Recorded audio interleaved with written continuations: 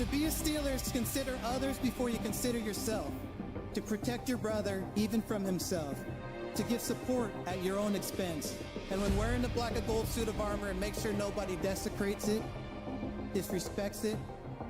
Most importantly, we ourselves don't dishonor it.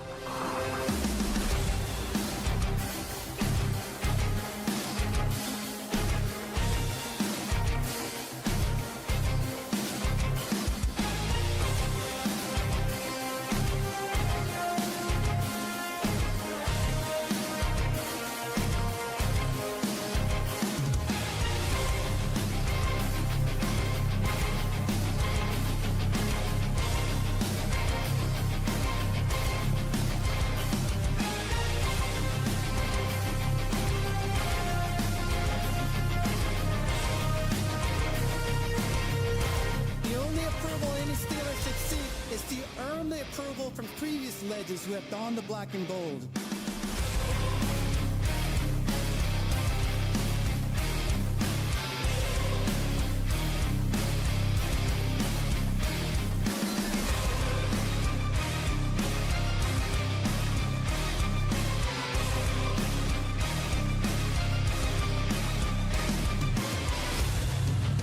These virtues I learned while playing for the Steelers are what make the legacy of the black and gold timeless.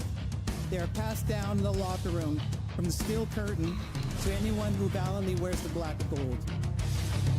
Creating a brotherhood that is deeper than money, business, and winning. To be a Steelers, consider others before you consider yourself.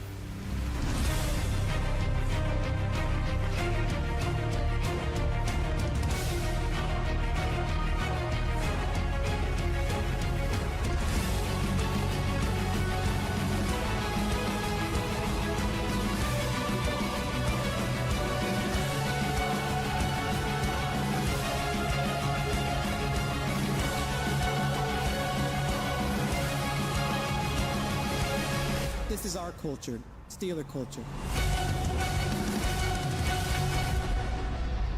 Now, here are your hosts, Rob and Dan, the SteelTwins.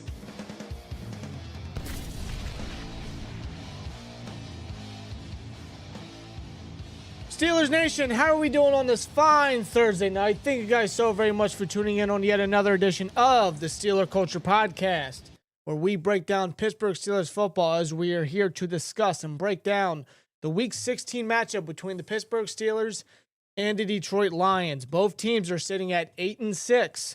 The Steelers are riding high on the momentum wave, winning 2 straight, coming off a great victory versus the Miami Dolphins at home, but now they surf on to Detroit, on the road to Detroit, to face the Detroit Lions, who are coming off a very difficult loss versus the Los Angeles Rams, as the Lions are vying for a playoff spot. I didn't think at this stage of the season the Lions and the Steelers would have the same record, but here we are. This is the fun world we like to call the NFL, where anything can go down, anything is possible, any given Sunday, and we're looking at the Pittsburgh Steelers still number 1 in the AFC North, while the Lions, who I believe were the number 1 seed in the NFC last year, 15-2. Mm-hmm. They went 1 and done in the playoffs. They lost both their coordinators. They lost Aaron Glenn. They lost Ben Johnson. Obviously, they lost a ton of coaches because a bunch of their assistant coaches went to either or coordinator to their respective new teams. They got new coordinators in town, right? Now they're 3rd in the NFC North, and they're right outside the playoff picture. They're right in the hunt. They are the 8th current seed in the NFC, which means at home, with a win badly needed for the Detroit Lions, I expect the Lions to bring their absolute best. I expect the Lions to be an incredibly tough challenge for the Pittsburgh Steelers. And seeing what we've seen in the last 2 weeks, which all the credit to the Steelers and all the credit to the coaching and the players for executing, this is going to be a big test for our Pittsburgh Steelers to see if the last 2 weeks is literally like a change of the tide, or if they can remain consistent, or if they can continue to have that aggressive approach on offense, if the defense can continue to make plays. They're going to have a tough test on both sides of the ball, but especially when in regards to the Steelers defense with the Lions offense, because they have plentiful of playmakers, and that's what Sam Laporta out for the rest of the season. Yes. And on their defensive side, listen, they had the same issue last year. I don't know what's wrong with their strength and conditioning coach. They cannot get away from the injury bug, No. especially in the secondary. Terran Arnold's out for the year. Kirby Joseph hasn't played since October, and he hasn't participated all week. They lost Brian Branch, unfortunately, all year. I mean, They also lost their stud defensive lineman, Levi Onzuriki. Is that how you say his last name? I believe so. They lost him before the season. Yes, he's on the PUP list. Yeah, that was kind of like. So they're losing a lot of dynamic star players on that defensive side of the ball, yeah. And they are feeling the effects of it as their defense this year is not too credible, as the backups are literally having to do just as much as they possibly can, and they do have a new defensive coordinator. Yes, but they do still have Aiden Hutchinson, and he's a game wrecker. He just got paid as he should because he is an absolute game wrecker when he is when he's on that football field. And he when cannot he's healthy, be counted out. And he's been staying healthy. And Hutchinson last year, if he never got hurt, he probably would have won Defensive Player of the Year. Most likely. He was definitely on that run for sure. This year, I mean, he's close to double-digit sacks. To no one's surprise. Aiden Hutchinson is he's a dog. He's a hell of a player. There's a reason why he went number 2 overall. In fact, a lot of the good of the Lions' defense right now is really their linebackers. Is Aiden Hutchinson, who's really a DN in that scheme, but a linebacker nonetheless. You also got Jack Campbell, who we loved a lot coming out of Iowa. Oh, the guy's a stud. Guy's a baller. You got Derek Barnes, who's also a stud, very underrated guy. Alec Anzalone, who has been one of the more underrated guys, one of their greater communicators on that defense. That's kind of really their stars along that front seven there. Otherwise, their secondary, they're beat to shit. They got all these injuries. They got DJ Reed to help out, but they're still getting bit by the injury bug. They got Rocky Sin in there and Meek Robertson. So what I'm trying to say is this Steelers offense actually has a decent chance this week to have another favorable matchup. Aaron Rodgers appears to have a very favorable matchup, and we all know the history between Aaron Rodgers and the Lions. He's pretty much owned them throughout his time in Green Bay. Yes, he But has. I'm not sure if you know this, Dan, though, because doing some research, I actually looked. The last 3 times A-Rod has played the Lions, he has actually lost them. Really? Yes. I did The not last know 3 that. times he is 0-3 versus the Lions, including his last game as a Green Bay Packer. That was the last time he's played the Lions. So maybe he's looking for a little bit of redemption, a bit of a redemption game on the fact that he hasn't beaten the Lions the last 3 times. Well, he definitely has a ton of history versus the Detroit Lions. There's no doubt about that. So there's definitely going to be a little bit of a animosity when it comes to Aaron Rodgers and the Lions, very much like with A-Rod versus the Vikings, A-Rod versus the Bears, although he didn't play that game. Mason did. He really shit the bed, too. A-Rod's going to have a little bit of chip on his shoulder when it comes to this game, not only because they're trying to win the AFC North and make sure they clinch that before the Week 18 game, which is very important, which makes this game a must-win no matter how you look at it. But regardless, the offense has performed very well the last 2 weeks. They have a more aggressive approach. They're wanting to throw the ball down deep. Last week, they had more middle of the field usage we've seen in the last 5 years. Yes. I swear to God. They went for it numerous times on 4th down, which I don't know what fueled this offense. I don't know what fueled this coaching staff. A part of me does feel like it was the initial fire Tomlin chance after that Bills game or during that Bills game, because I feel like he definitely felt a little bit of the heat from that. I mean, how could Mike Tomlin not? I mean, it was the first time that he's ever heard that, considering it was in the home stadium. It was at Heinz Field. And, you know, like, it was warranted because the team was just playing awful. Yeah. They were coming off, at that time, 2 straight losses, bad fashion. And the fans were just fed up because the team was not living up to its pedigree. We were all fed up about it. We really were. And I feel like Tomlin, this is just my opinion. Obviously, I don't know for sure. But it feels like to me the last 2 weeks, he's been trying to get some of that heat off his back a little bit. And that, you know, he has for now. I'm not saying he's off the hook. He's far from off the hook. Because believe me, the sign stays up. The message remains until we see playoff success. Because we can look as good as we can in the regular season. Once we get into the playoffs, if we get into the playoffs, that's a different story. We need to see a different result than we've seen the last number of years. And versus the Lions, I feel like this is going to be a real good test to see if the Steelers have really changed the tide, have turned the page a little bit the last 2 weeks. The Lions, they might have the same record as us. And they might be dealing with injuries just like the Pittsburgh Steelers, but they are a very well-oiled machine. They got a ton of playmakers on offense. They have a aggressive and tough, gritty coach. And Dan Campbell. Yes. Who I mean, he might be one of my favorite coaches in the league right now, just based off his, his approach and how he completely changed that Lions team and that Lions organization, how you view the Detroit Lions nowadays. Like, he came in there wanting to change the landscape and the reputation of that team. He gives me Bill Cowher vibes. Yeah, big time. I mean, he's literally turned the Lions into a legitimate football team. Yes. Are the Lions as great as they were the past 2 years? You could argue no. But that doesn't mean that I'm not going to view the Lions as a top dog or as a top playoff team or even a Super Bowl caliber team, because they got the coaching staff to do so, and they got the talent-wise to do so, no doubt about it. It's because of Dan Campbell. It's a Dan Campbell effect. Like, when you go up against the Lions nowadays, you have to respect them. You have to respect the coaches. You have to respect the talent. And you got to bring your A game 110%. And you definitely got to fear that offense of the Lions, which, again, I think this is a big test for the Pittsburgh Steelers. However, it appears that not only will TJ Watt not be in this game because he hasn't practiced all week, neither has his backup, his Wisconsin Crunch teammate, Nick Herbig. He has not participated with a hamstring injury all week, to the point the Steelers signed former Steeler, now current Steeler again, Jeremiah Moon, from the Panthers practice squad. Good old Moon's back.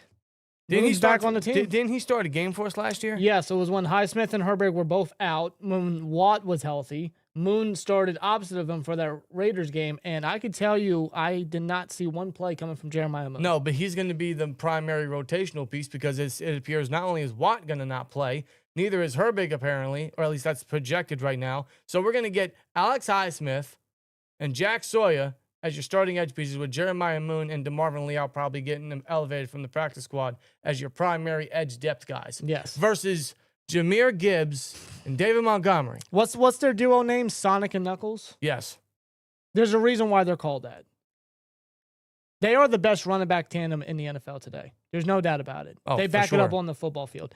Gibson himself is just a different kind of beast. He's got 2 straight 1,000-yard seasons, but 3 straight seasons of double-digit touchdowns.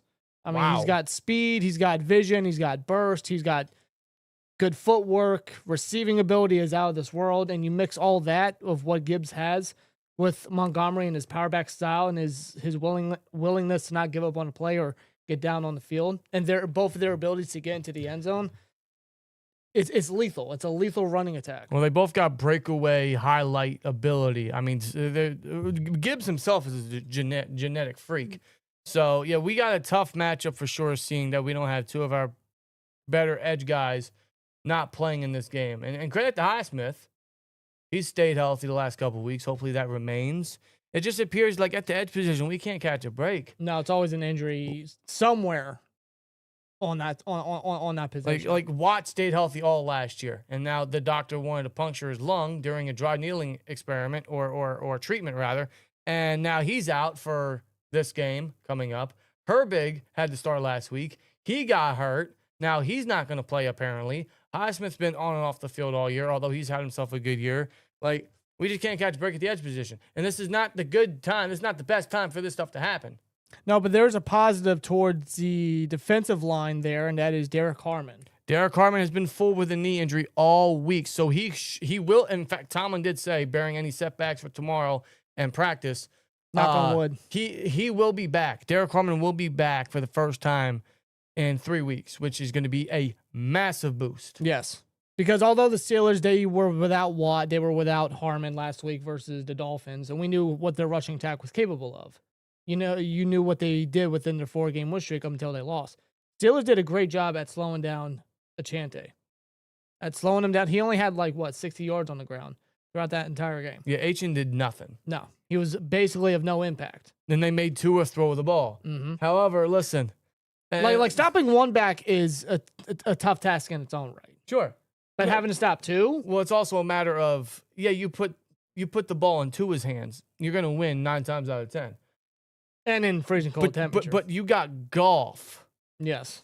You Like got golf ain't Tua. With Amon-Ra St. Brown, Jameson Williams, who is right on the edge of 1,000 yards, and Gibbs as a receiving threat. And they got so many depth pieces they could throw the ball to. Isaac Tesla is another underrated guy that's really starting to see more reps now. Oh, he's a good rookie for them, yeah. I mean, all I'm saying is this isn't going to be as easy as last week. I don't expect the offense to have 4 straight touchdowns like last week. I don't expect the defense to have as strong as performance as they did last week. Do I want that to happen? Obviously. And if they do, guess what? More credit to the team, more credit to the coaching. But we have to see it done in Detroit with the Lions on the verge of missing the playoffs. Like, they're battling neck and neck with the Packers right now for second place. And I feel like, depending on the standings, that's really the way that either team's going to get into the playoffs, unless, of course, like the 49ers end up just choking the rest of the season, which I don't think is going to happen. No, I don't see that. So it's literally like the Packers and the Lions are fighting neck and neck. Packers got the advantage right now. The Lions are right out the frame. Lions are going to bring everything. I'm hoping the Steelers can do the same thing. This is going to be an interesting game. I'm looking forward to it. I'm not as optimistic as I was going into last week's game versus the Dolphins, because I think the Lions are a lot more fluid. I think they're a lot more well coached. I think they're a lot more tough. I think they understand the implications of this game. And frankly, they just have a ton more playmakers than the Dolphins do. Yeah. This is going to be a tough game. I'm looking forward to it. Let us know your guys' thoughts in the live chat. I want to thank y'all for tuning in on this late Thursday night. What is the update on the Rams and Seahawks game? That I actually do not know. I can check really quick. Oh, it's 30-30. What? Yes. 30-30 with like 4.5 minutes or 3.5 minutes to go. Last I looked, the fucking Rams were up 20-something after the interception from Wallace. Darnold threw 2 picks. Wow. That was a matter of time. Yeah. That was a matter of time. Walker and Charbonnet both each have a touchdown. Walker got 94 yards off 9 carries. We got a barn burner down there. We got Stafford throwing for another 300-yard game and 2 touchdowns. He's got to be MVP, right? Stafford for sure. He's got to be MVP. Puka, 8 catches, 141 yards and a touchdown. Is anybody shocked? Puka, dude. Is anybody shocked, bro? Weekly occurrence for Puka. Yeah, it's a high-scoring affair. I mean, it's for first place for their division and whatnot. I mean, like, they're playing just as advertised. I'm not surprised. There's also a poll in the chat. How many yards will DK have versus the Lions? Under 50, 50-plus, 60-plus, or 70-plus? I love more than 70-plus. I love 80, 90, even 100 against that secondary that's badly hurt. I don't expect he's only done it twice this year. He had 55 last week and a tutty. So I think plus 50 is the safe mark. But if you guys are feeling very confident DK can branch over that, or with the new aggressive approach the offense is having, maybe he can have another great game like he did versus the not only the Dolphins but the Ravens as well. Yeah. So perhaps maybe he does get over 70. Maybe he does get over 80. Seeing he's the only primary number one or primary receiver, really the only receiver really that we have to rely on. I'm hoping he steps up in this game. I feel like it's going to have to really rely on A-Rod in the passing game, because I don't know how much of a running game we're going to get going.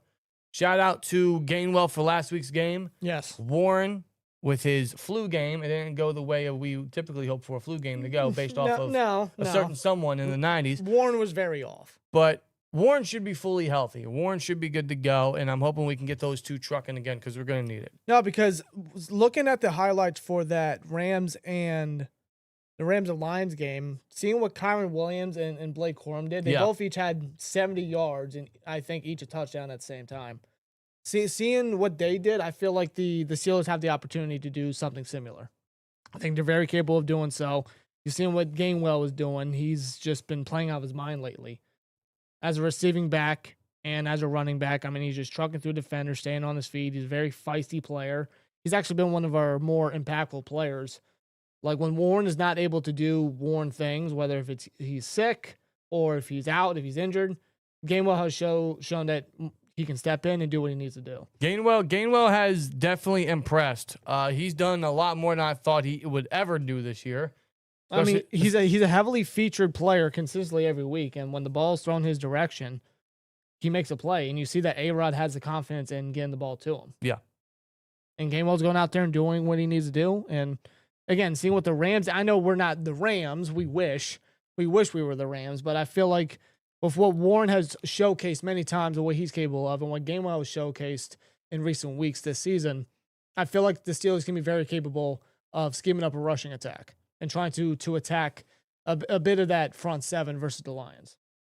But if they want to pass the football, the past 2 weeks with A-Rod, who's been playing very stellar after having a couple bad weeks of performance and dealing with the injury, A-Rod's been on his A game a lot more. A-Rod's been in his bag. He's not really showing you that he's 42 years old. He's not. He's been playing some good football, and we're going to need that to continue versus the Lions because this is a must-win. Now, keep in mind, if we lose versus the Lions and the Ravens beat the Patriots on Sunday night, I believe it really does just come down to that Week 18 game versus the Ravens. Because, correct me if I'm wrong, let's say, hypothetically, we lose to the Lions and the Ravens beat the Patriots. Next week's game versus the Browns doesn't really have much of anything. It's more of that Week 18 game, Steelers and Ravens. Whoever wins gets the AFC North title, which makes this game, in my opinion, a must-win because you don't want to give the Ravens that chance or that luck of maybe beating the Patriots. No, because, I mean, going forward for the rest of the season, every game is a playoff game. Let's be real here. Agreed. Because, I mean, like, you don't want to even have to be in that predicament or in that circumstance of, like, okay, we're fighting the Ravens for the AFC North division. Like the Steelers controlled their destiny moving forward. All they have to do is win out. Every game is a playoff game going forward, just like in 2005 when they were going up against the Bears, an NFC team, and they were still vying for a playoff spot and whatnot. Every game from that moment on was a playoff game. They said we're going to take it one game at a time, and every game is a playoff game moving forward. It didn't matter if you were an AFC team, NFC team, it didn't matter. Every game is basically the season. Agreed. And so that's the approach that they're going to have to go on for the rest of the way, and including against the Detroit Lions. Now, I do believe if the Steelers, I'm trying to think. I believe if the Steelers beat the Lions and then beat the Browns the next 2 weeks, and the Ravens lose to the Patriots and then I think the Packers next week, the Steelers clinch the division without even having to worry about the Week 18 game, which, again, continues on to make this game, in my opinion, a must-win. Steelers need to win this game. No, that's you just saying that. I mean, the NFL doesn't want that. You know, the NFL wants the Steelers and Ravens for the AFC North title and probably more likely going to put it on primetime football.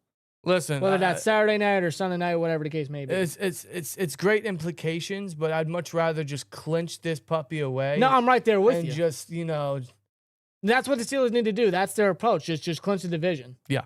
Fuck what the NFL wants. But the NFL wants it. Like that's why this game's gonna be mad interesting, because you got the Steelers trying to keep getting victories to clinch the AFC North, and you got the Lions right outside the playoff picture, and they essentially need to run the table to get in there, to have any chance of getting in there, because the NFC is tight. That NFC picture is tight, so the Lions are going to be bringing the heat. Steelers got to do the same thing. They got some momentum on their side, but the Lions, they're fighting with a lot of desperation at the moment, in my opinion, based off of the injuries they have and where they stand in the playoff picture in the NFC conference. It's going to be an interesting game, man.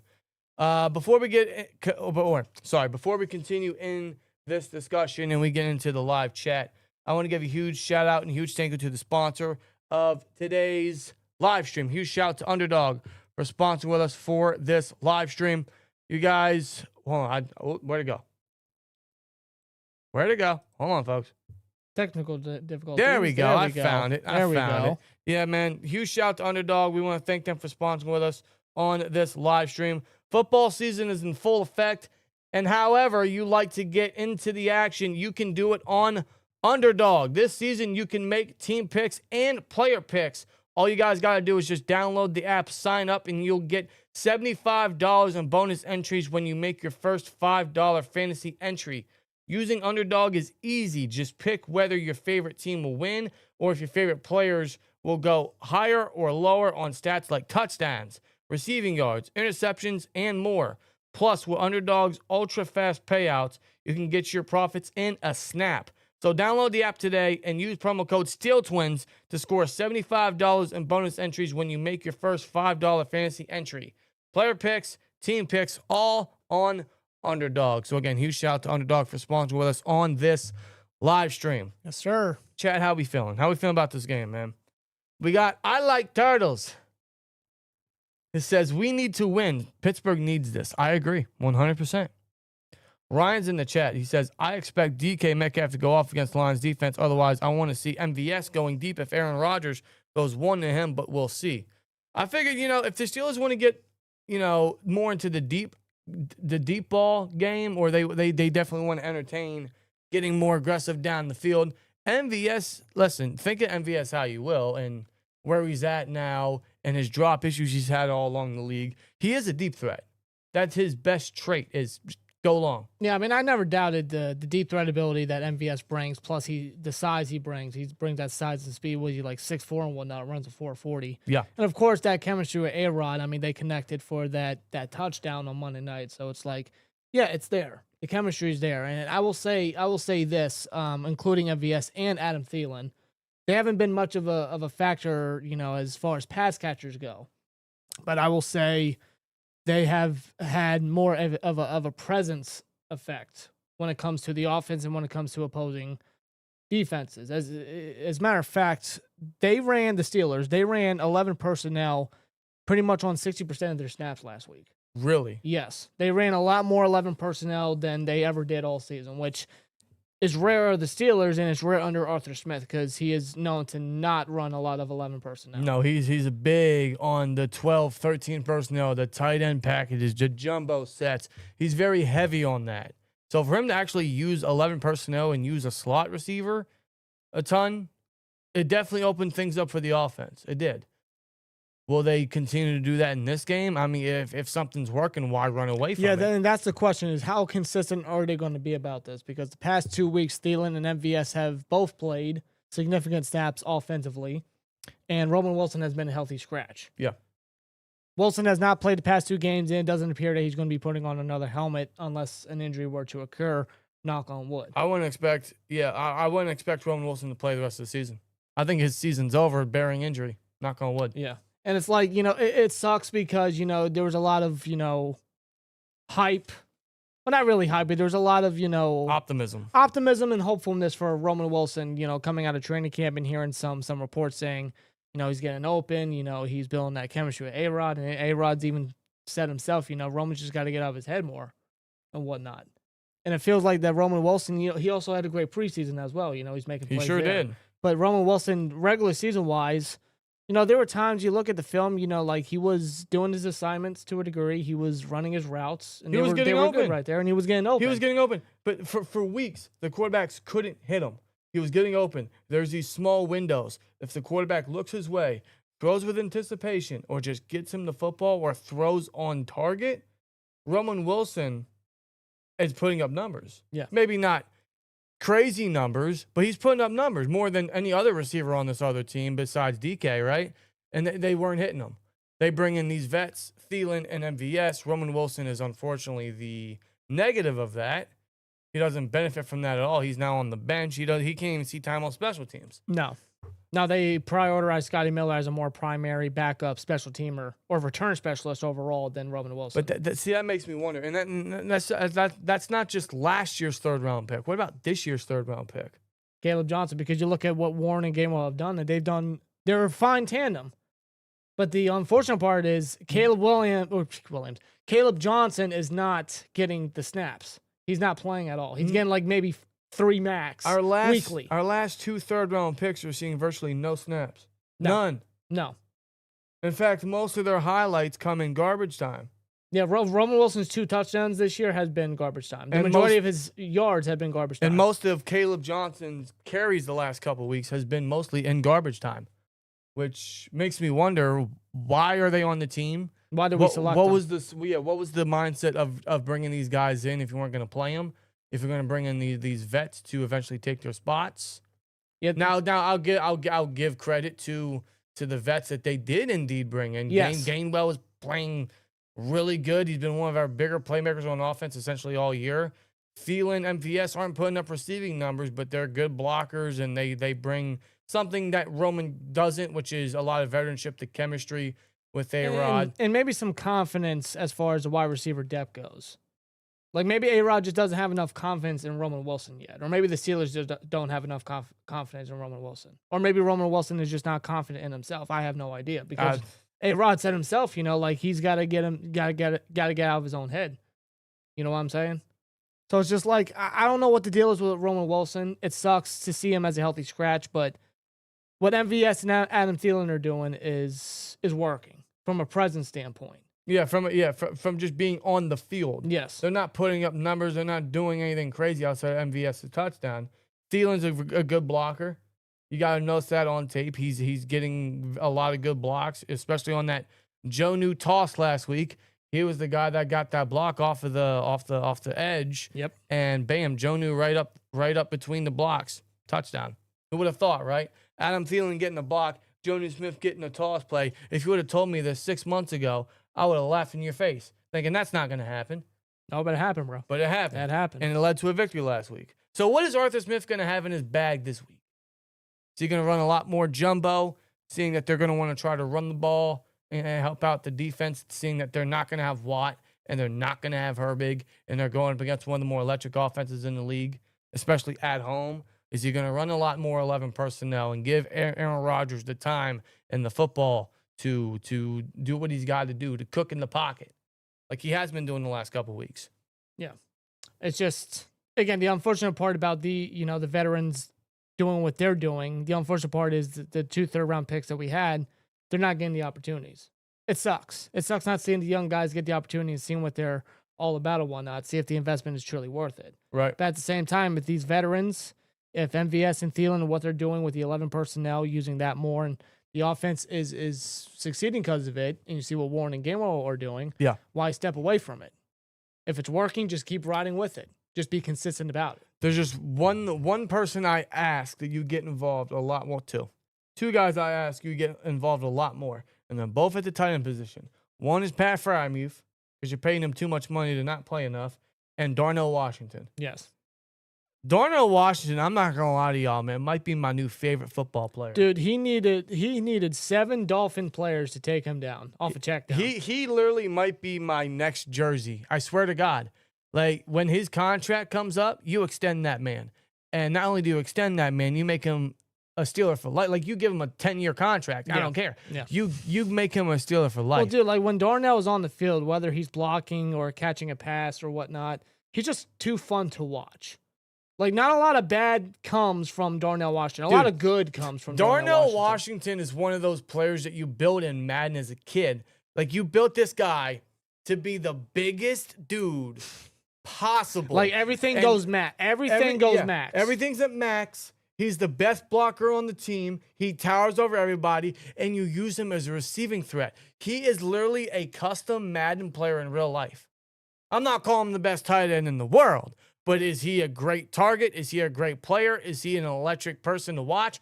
Yes, yes, yes. So when you need 7 defenders to take you down, then that goes to show the impact level that you bring on the football field. The guy is over 311 pounds, 6'7", with balance like that, upside like that. He is just a freak of nature. He's a rare breed. Yeah. Now, I told Danny this off camera just last night. If you remember Levon Kirkland, the sheer size he was at linebacker, and just how quick he was, I'm going to say Darnell Washington is Levon Kirkland on offense, just because of his sheer size, his sheer madness, and just his impact, and just how he's able to play the tight end position. I'm going to say it right now. He's the Levon Kirkland on offense. yeah, because Kirkland was a big dude for that position. Massive. But he moved like he was smaller. It was insane. Yeah. So, yeah, I mean, that's a guy I definitely want to see us get involved more, is Darnell Washington. It was good to have him back last week. Now he's off the injury report. He ain't got no more he cleared concussion protocol, so he's not on the injury report. He's going to be good to go, and he should be a massive part of this offense going forward, because when he gets involved, good things just tend to happen, man. And speaking of good things, I feel like we got to shout out Dylan Cook. Yeah, and I feel like Dylan Cook should be the starter the rest of the season at tackle. And it's nothing that's Andres Pete. It's just when he's putting on good tape like that, when Dylan Cook is looking real good and he's essentially flawless in his first career start, I mean, I'm just saying, bro, like, you give him the keys.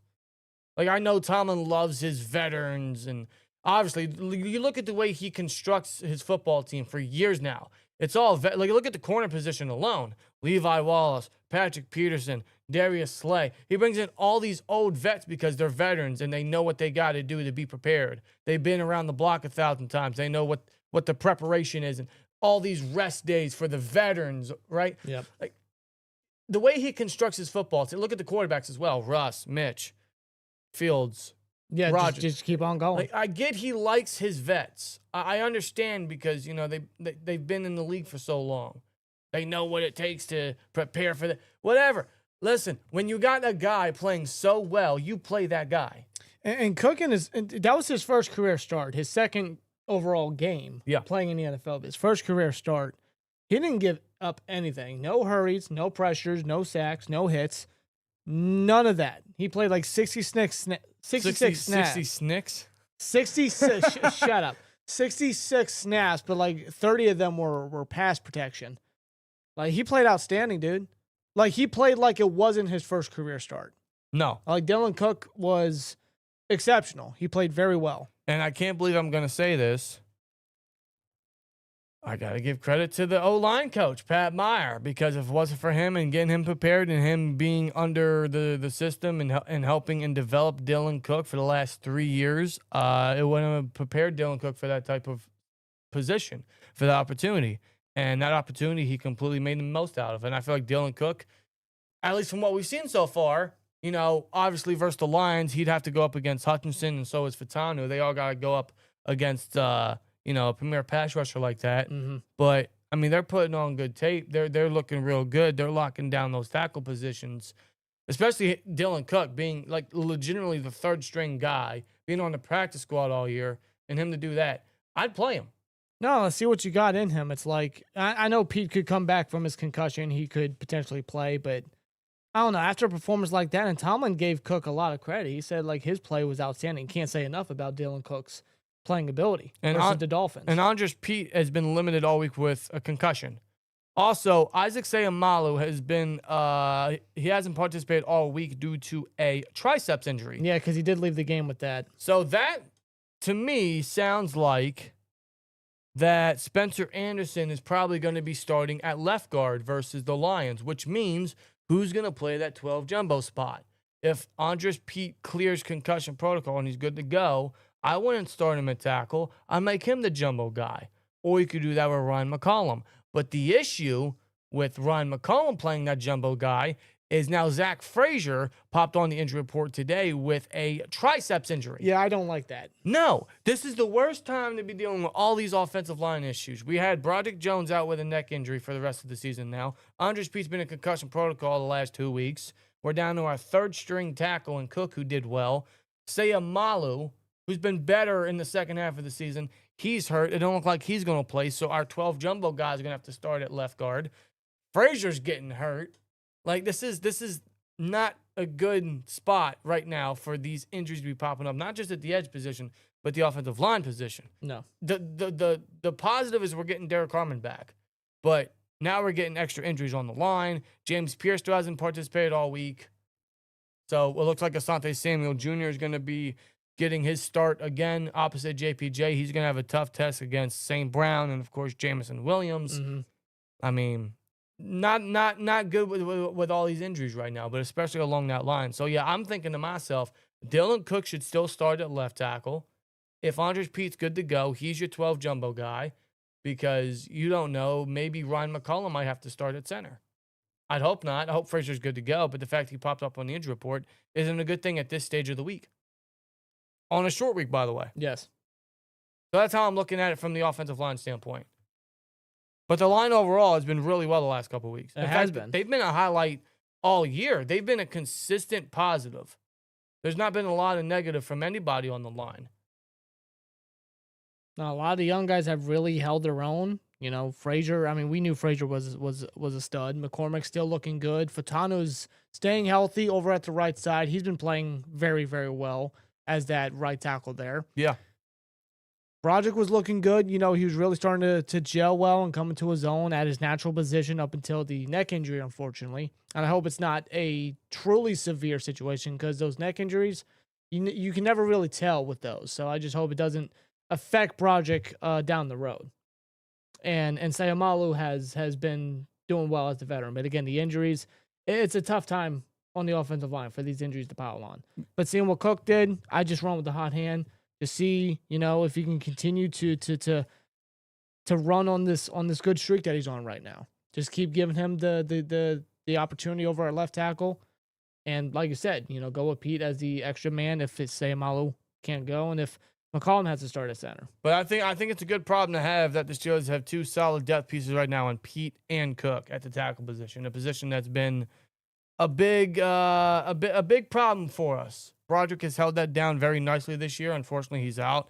He's not going to play the rest of the season. But the fact that we have those two guys to hold that down is a good problem to have, no matter how the Steelers want to approach it. But I'd personally go with Dylan Cook. Stein the Kid says, we'll have to see how practice goes tomorrow to know for sure on Sayamalu. That's true. He could be limited. He could be a full, and then that could give him just enough of a green light to play versus the Lions. If not, then it looks like Spencer Anderson is going to start at the left guard position, which he can hold that position for a game or so. He's also a solid depth piece, especially for being a 7th-round pick years ago. The Lions offense, man. This is my biggest worry heading into this game. There's just too many playmakers on the Lions offense. You know, the one thing that they've been blessed with, outside of course Sam Laporta being out, is there's not too many major injuries on that offensive side of the ball. They still got St. Brown, they still got Gibbs, they still got Montgomery, they obviously still have Goff. Williams is on the verge of 1,000 yards. Like that was a big question mark coming into this year, was the coordinator position, and how are they going to do without Ben Johnson and that offensive guru? Correct me if I'm wrong. I believe Dan Campbell is calling the offensive plays now. Yeah, John Morton, he was brought in from the Broncos. I think he was a pass game coordinator for Denver. He was brought in to fill in and replace Ben Johnson. But it was week 10 where Dan Campbell relieved John Morton of his play calling duties, and he's still the play caller as of coming in for the Steelers game. He's still the play caller for the offense. That's what I figured.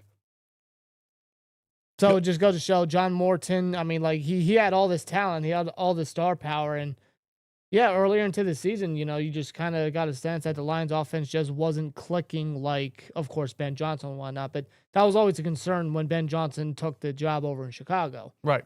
But John Morton, there's a reason why he was relieved of his play calling duties, and Dan Campbell said, you know what, I got to do what I got to do to help this football team. I'm going to take charge, and since then, I mean, the offense has been on point. They've been scoring a lot of points. They've been scoring a lot of touchdowns throughout the time he's taken over. They've been as advertised. Let's just put it that way. They've actually been able to get Gibbs the ball, and St. Brown is playing like he should, right? Like they're putting points on the board. Their issue though is their defense is just one injury riddled.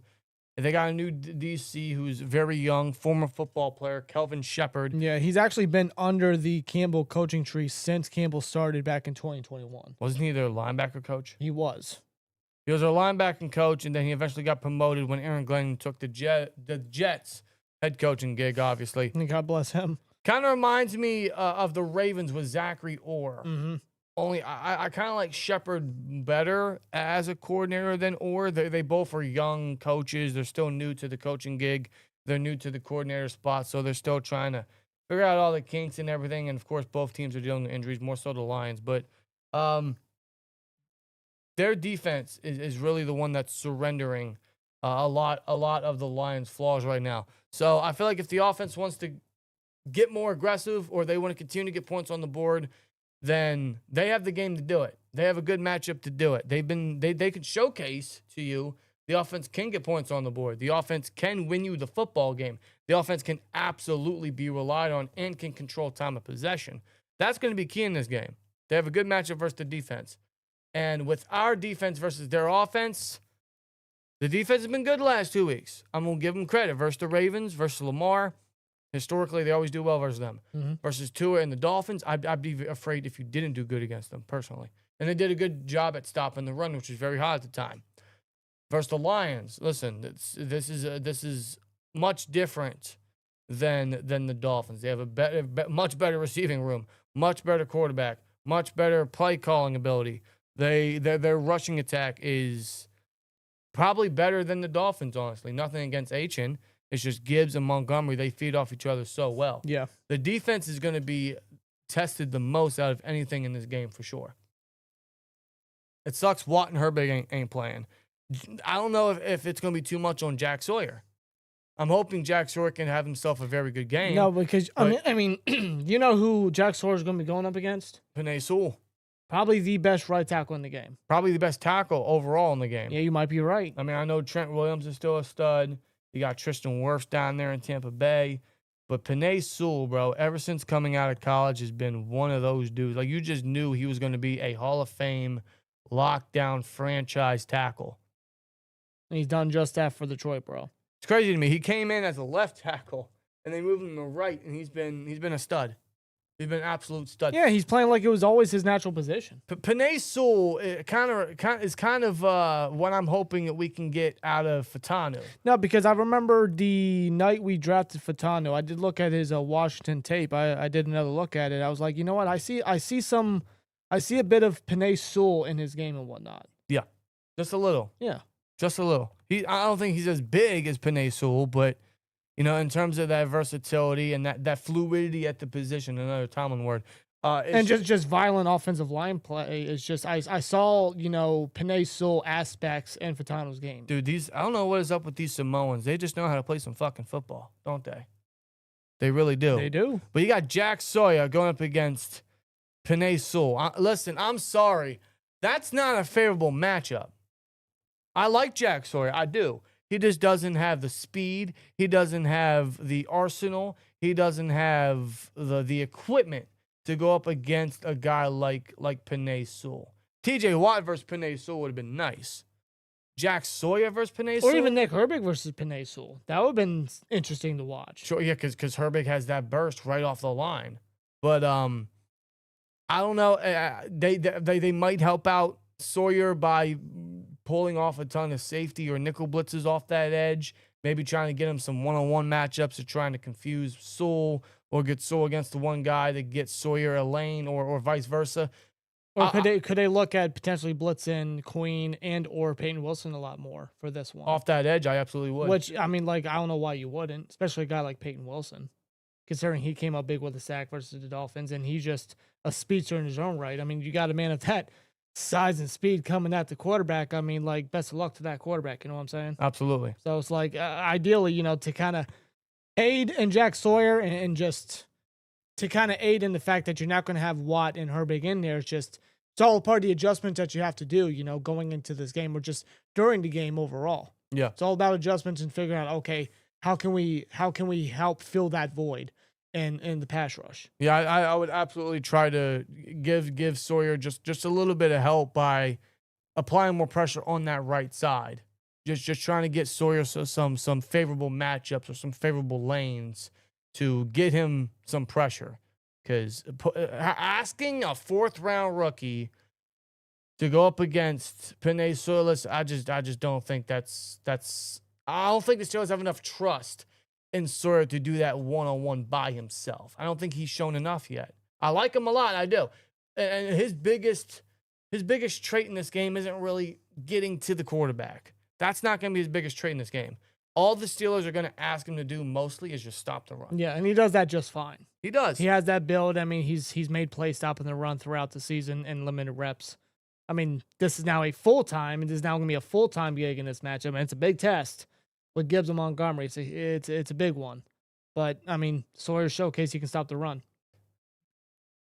I'm also looking at, man, we're really that depleted at the edge group that we have Jeremiah Moon.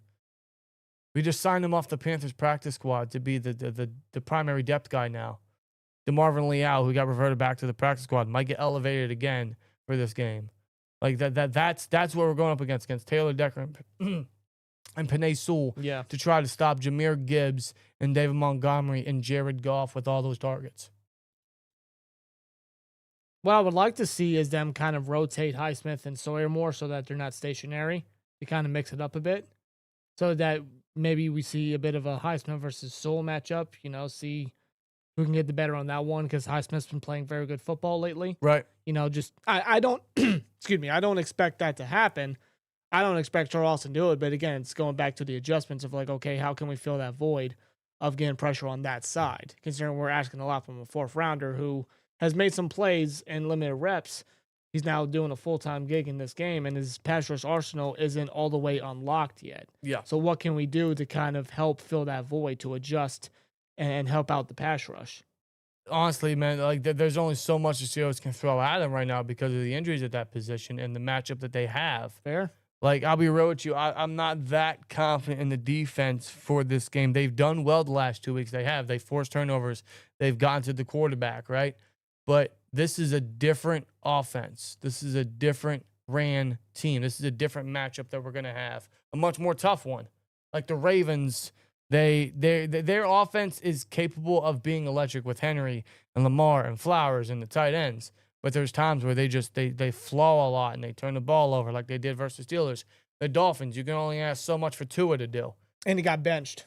With Goff and what he has in his surround team and all that speed and all those playmakers and the way they can create separation and get yards after contact and how they scheme up these guys to get the ball. There's a reason they're top 5 in offense overall.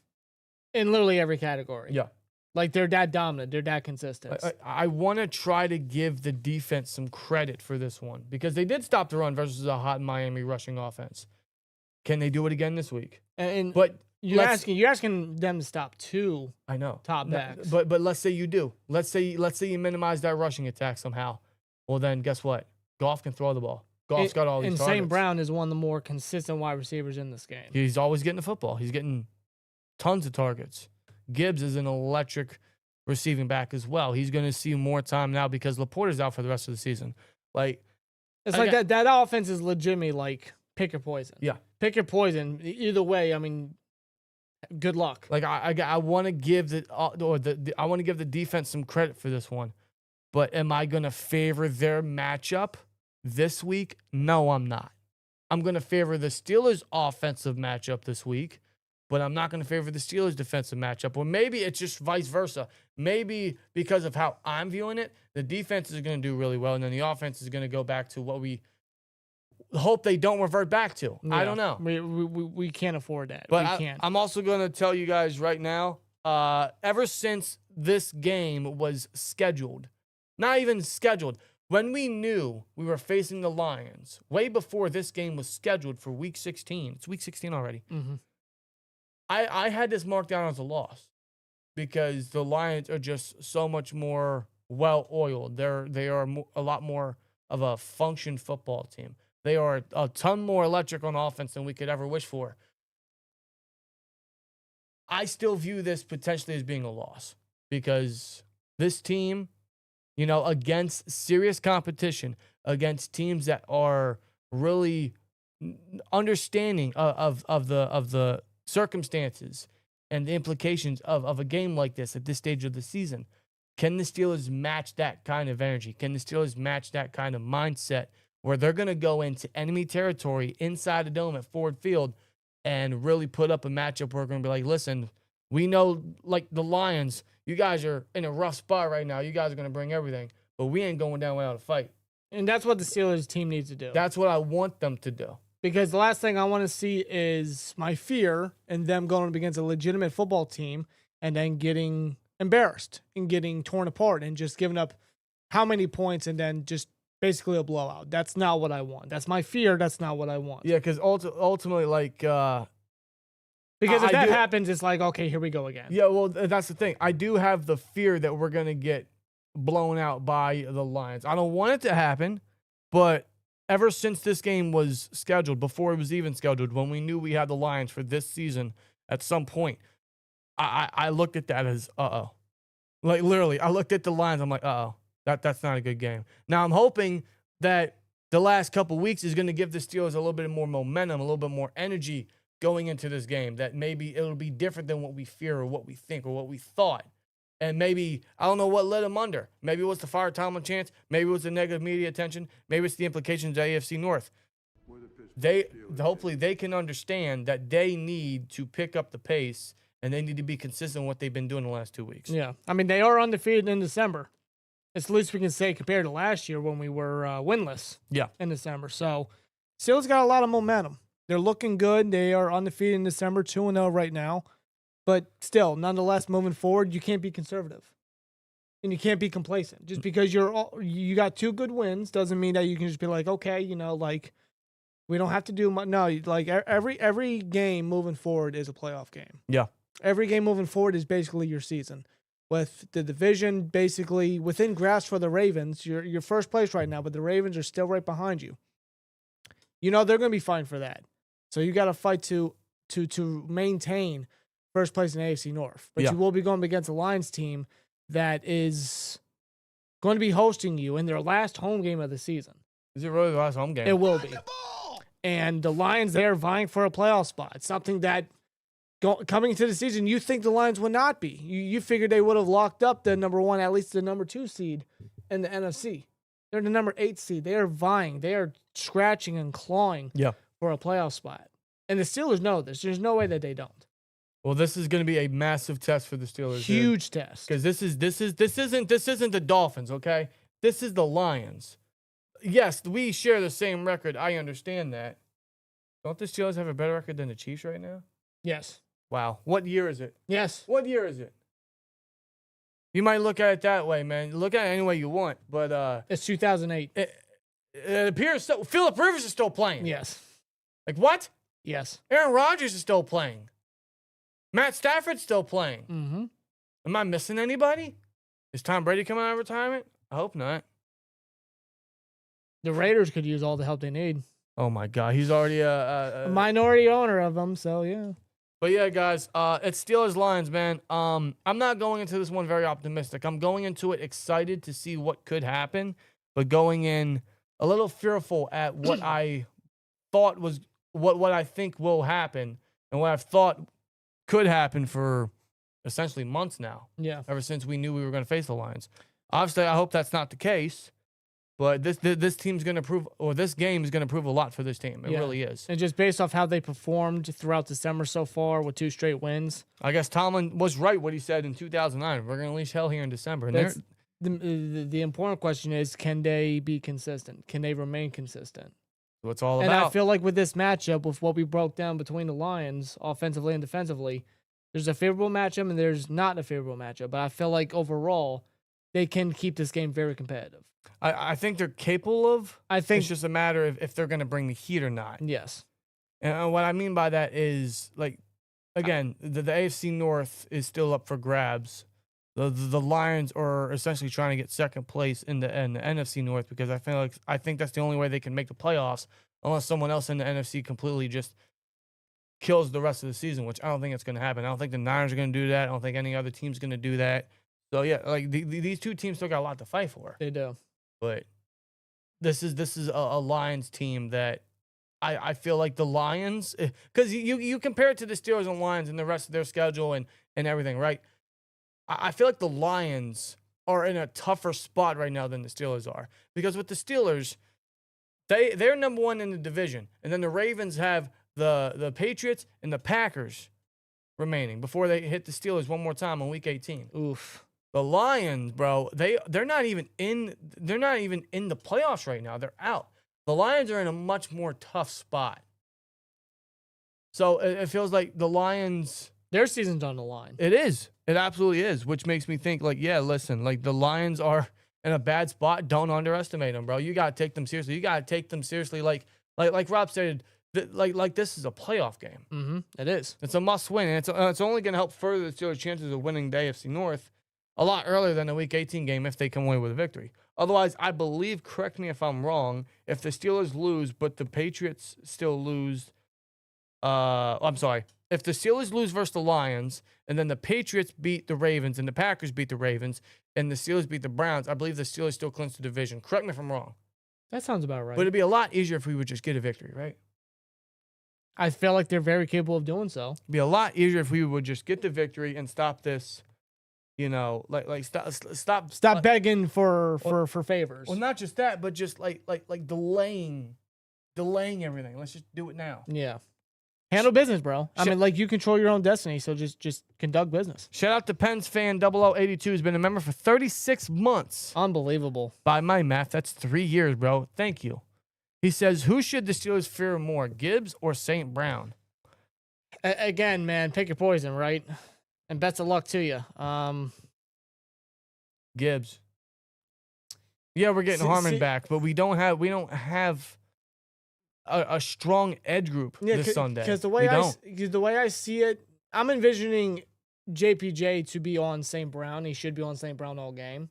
That's just the way I'm going to view it. Yeah. And JPJ, outside the penalties, of course, he's been very stellar in coverage. Like, he is a very sticky cornerback, and he hasn't given up a lot of big plays. It's just the penalties that is the headache with him. Well, that's going to come and go with him. That's probably going to be a factor in this game, unfortunately. I can already see that's going to come and go with him. Yes, but at least you have JPJ that has that lockdown capability, that coverage ability. Gibbs, I mean, like, you could probably have the best run defense there. Gibbs is going to find a way. I mean, he's a player that grew up a Lions fan and always watched a lot of Barry Sanders tape. You know, he models his play after Barry Sanders. You can see what Gibbs is doing. Right. So it's just like, Gibbs is a different breed. Plus, he can catch out the backfield. So it's like, Gibbs might be the biggest threat there. Yeah, but don't sleep on Jameson Williams, dude. You can't. Don't sleep on him. You can't. Do not sleep on Jameson Williams. Hoping Asante Samuel's ready because it don't look like James Pierce is going to be playing. And Olive Pitt says, I'll say I'm confident there's no way Ravens beat Green Bay and the Patriots. No, there's no way. There's no way. Because the Patriots, bro, they're still fighting for the number 1 seed. And Green Bay, bro, they're right. They're their 7th seed right now. Yeah, but they did lose Parsons, bro. They did. They did lose Parsons. That sucks. That is unfortunate, too. Well, here's the thing with the Packers. Like, the Packers on paper is a really good football team. Yes. But they get conservative and they play down the competition a lot. I think a lot of that comes from their offense, really. I think it comes a lot from LaFleur, who runs the offense. Correct. Like that offense should be like striking. It should be more consistent. It's just ain't no way Matthew Golden. Ain't no way Matthew Golden shouldn't have at least 800 yards this year. Like, bro, I feel like a lot of their mishaps has been because the offense is held back for some whatever reason. And I know they've had injuries. I know Jacobs is dealing with a reoccurring injury, and Christian Watson's always a guy that you got to deal with injuries too. And they did lose Tucker Kraft too. So yeah, that sucks. Golden, their first round receiver in a long time. You don't even have a tutty yet. So honestly, I wouldn't be surprised if the Ravens pull it off versus the Packers. Just the Packers. I can see the Ravens winning that one against the Patriots. You know the Patriots are going to want to try to get another win back after losing to the Bills or choking that game versus the Bills. Well, then in that case, I believe. Okay, so let's say the Lions win and then the Patriots win. I'm trying to mathematically think this through. If the Lions win this Sunday and the Patriots win, but the Steelers beat the Browns and the Ravens beat the Packers, it still comes down to Week 18. Son of a bitch. So, yeah, Sunday Night Football, bro. Oh, my God. Or maybe Saturday Night Football. Nonetheless, it will be prime time. Stall 2213 says, this game going to tell us if we playoff ready. Absolutely. 100% agree. Yep. Billy Maher with the 199 says, Matthew Stafford or prime Phillip Rivers? Stafford. Who has the Super Bowl ring? Prime Phillip Rivers, did he ever make it to the championship game? No, I don't think so. So he's basically the AFC's Tony Romo. Without the injuries. But, yes. I mean, he was always a choker. Like, he talked all this shit. He still does. But, dude, he would choke away games. Dog, like, he week, had Gates. He had Vincent Jackson, rest in peace. He had LaDainian Tomlinson, dog. Darren Sproles. He had that line. Like, what the hell? Yeah, what was the farthest Phillip Rivers ever went in the playoffs? Did he ever make it to the AFC Championship game? I don't think he did. I believe the Chargers had the chance versus the Steelers. The Steelers obviously won. He was the third best quarterback in that 04 draft class. We know who number 1 is. We also know who number 2 is. No Eli's there either. I think it's obvious. Although last week, I ain't gonna lie, that kind of put me back in my childhood. Also, seeing him throw an interception at the end of the game while trying to win them the football game also put me in my childhood. I'm like, wasn't it the first play too on that drive? Yeah. First time he threw a deep ball game. I listened to it while I was at work. And Kobe picked it off. I'm not gonna lie, hearing him throw the touchdown, I kind of marked out. I'm not gonna lie. Well, it's cool. It's cool. Like, it's legit nostalgia hit me in the face. And then he throws an interception at the end of the game. It's like, that's the Phillip Rivers I remember, dude. Mm-hmm. It's like 18 years later, you still haven't changed. That's what I'm talking about. And now it's like, how far is he going to carry the Colts? Now he's got Monday night football versus the 49ers. Yeah, best of luck, Philly. I can't wait for that. Old man Rivers, best of luck. Joe Flacco is still playing. Yes, it is. Bro, it's 2008 all over again. It is. Joe Flacco, Phillip Rivers, Aaron Rodgers. Who's another one we were just mentioning? Matthew Stafford. Or no, Stafford was 09. He was 09. Matthew Stafford, yeah, he was 09. Okay, so we'll just jump a year, 2009. Yeah, right? We'll just jump a year. Let's just cheat. Let's cheat it. Joe Flacco, Aaron Rodgers, Phillip Rivers, Matthew Stafford. I feel like there's someone else we're missing. What wide receiver? No. Wide receiver? I'm I don't talking know. quarterback. Oh, quarterback? Is there another old quarterback that's still playing? I think the oldest after them is Andy Dalton, but he didn't come until like 2011. Yeah, 11 or 12. Yeah, you're right. Yeah. How is he still playing? He's the backup, bro. He's living the life in Carolina. Django, what's good, brother? Good to see you in the chat. He says, Twins, Tomlin actually thinks we care that he's about to cry. We don't care about his bitch-ass feelings. No. We do not care. We do not care. No. Listen, I've given Tomlin credit the last 2 weeks, but we'll see what he does versus the Lions, and we'll definitely see what he does if we make it to the playoffs, because that's where it really matters. No one's off the hook yet. Props to you, because it's only fair. It's only fair. I give you credit for the good. They've done good the past 2 games. But when the games matter most, who are you? What are you made of? I know what you're made of. I know who you are. You can't fool me. We've seen it time and time again. Can't fool me. I want to hope for something different. I'm not going to expect it, but if it happens, listen, I'm not crossing that bridge again. I'll just observe. For sure. Tyrone, what's good, brother? Good to see you in the chat. Tyrone. He says, been rocking since 2016. Love y'all, man. Thank you. 2016, man. That was our first full year doing this. Yes. 26, dude. Yeah, that was 9 years ago? Starting off with an Android smartphone and a camera. That's it. Bro, that was 9 years ago? Yes. Yeah. Oh, my God. Yeah, we were 17. That year of football, we were 17. 16, 17, 1-2, yeah. Yeah. Seattle got the lead. What's the update on the game? Uh, Seattle won 38-37. Oh, it went to OT. Overtime. Oh, wait, did Seattle go for 2? Of course they did. Them gutsy Yep. OT. Son of a bitch. Rams scored a tutty. It was a 41-yard touchdown pass to Puka Nacua. Yo, Puka, yo. Bro, he had like 20 yards. 225 with 2 touchdowns, dog. Oh, my. Holy God. And then the Seahawks, bro, listen, I'm glad the league did this. Because in previous overtime rules, whoever scored the first tutty won. Like, you get the ball and you score first, you win. It didn't matter if it was a touchdown or field goal. Hmm? It didn't matter if it was a touchdown or field goal. At least back in the day. No, it mattered if it was a field goal. If it was a field goal, like, say you got the ball first in overtime, you got a field goal, the other team could still respond. But if you scored a touchdown, it was over. Well, a touchdown, yeah, I thought the same counted for a field goal. No, I believe with a field goal, you could still respond. Oh, really? With a touchdown, it was over. Well, funny enough, I believe. Well, last time the Lions actually beat the Steelers was that infamous Thanksgiving game with Jerome Bettis in the coin flip, where he said tails, but then the official thought it was heads. Wait, are you saying that was the last time they ever beat us? That was the last time the Lions beat the Steelers. Ever? When they went into overtime, they kicked the field goal, and that was it.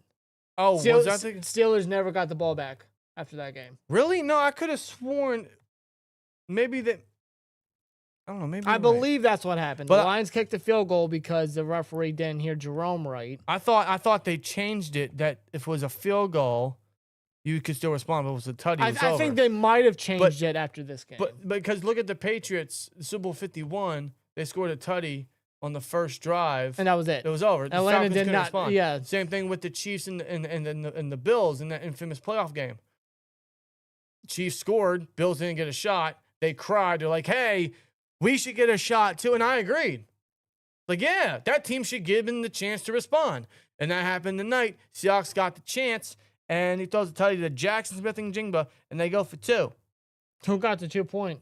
It was Saubert. Eric Saubert. Really? He's got the game ball today. Screw It it. was a barn burner, bro. It was a barn burner. Damn. Yo, Stafford. Damn, Stafford had 457 yards and 3 touchdowns. And still lost. Yes. And they were up, 2 or something scores after the Darnold interception to Wallace? They had it was 20 heading into the fourth quarter. I think it was 23-14. Wow. Yeah, and Seattle scored 16 in So, the fourth, and then the Rams had a touchdown that fourth. So the Seahawks have the first place spot in the NFC West. And I believe the first place in the NFC overall. The Seahawks with Sam Darnold. Yes. Mike McDonald, wow. Yeah, let me double check that. Yes, they're number 1. What? You would have never told. And the Rams fall right down to number 5 because Seattle now takes sole possession of the division. You would have never convinced me in a million years that Sam Darnold was going to do that. Never. Nope. Never. So for both conferences, we got the Seahawks first place in the NFC, 12-3, and we got the Denver Broncos 12-2, first place in the AFC. Yeah. Is it 2014 again? I guess. Jim says, be real, guys. We could sit everyone and lose out and still make playoffs. No way Baltimore beats Patriots or Packers. We'll give everyone in chat $1,000 if Baltimore beats Packers and Patriots. Now, I don't think Baltimore beats both. I don't want to sleep on the Ravens versus the Packers just because it's the Packers' thing all year to play down the competition. They've done it all year. They have. They always play down the competition. So I don't want to underestimate the Ravens versus the Packers. I could see that happening. I don't see the Ravens beating the Patriots. But yeah, No. let's say we lose out. Let's say we lose to the Lions and we lose to the Browns, which I just don't see happening. Week 18. I don't know. It's in Chicago. Or Cleveland. I'm sorry. Yeah. Yeah. I don't know. We'll see. I'm just more of the mindset. Just win. Just win. I mean, that's what it really. Let's not delay the first place victory in the playoff spot, the 4th seed. Let's just win. I mean, like, that's just what it comes down to.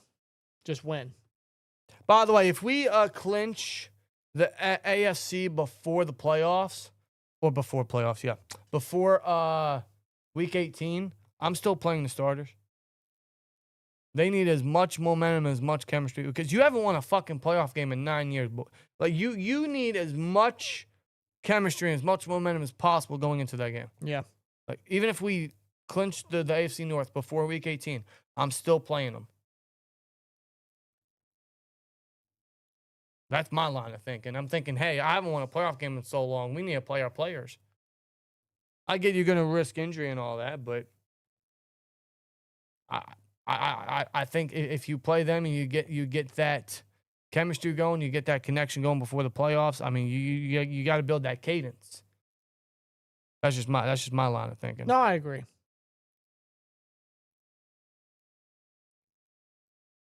Been watching since the Heath Miller retirement video. Wow. I remember that. What was that 9 years ago? That was NR_88. Yo, that is crazy. That's a lifer, bro. That's The a Heath Miller lifer. I remember that. Yep. That was a sad day, man. It was. I miss Heath. Yeah. I miss Heath. But thank you, brother. Yeah, we did tie versus the Lions. Last time we faced this team, we tied. Mason started because Ben got COVID. Yes, and the Lions, that was Dan Campbell's first year as Lions head coach. They were winless. They were 0-8, if you remember. Yeah, heading into that game, they were 0-8, and we tied with them with Mason Rudolph. Yes.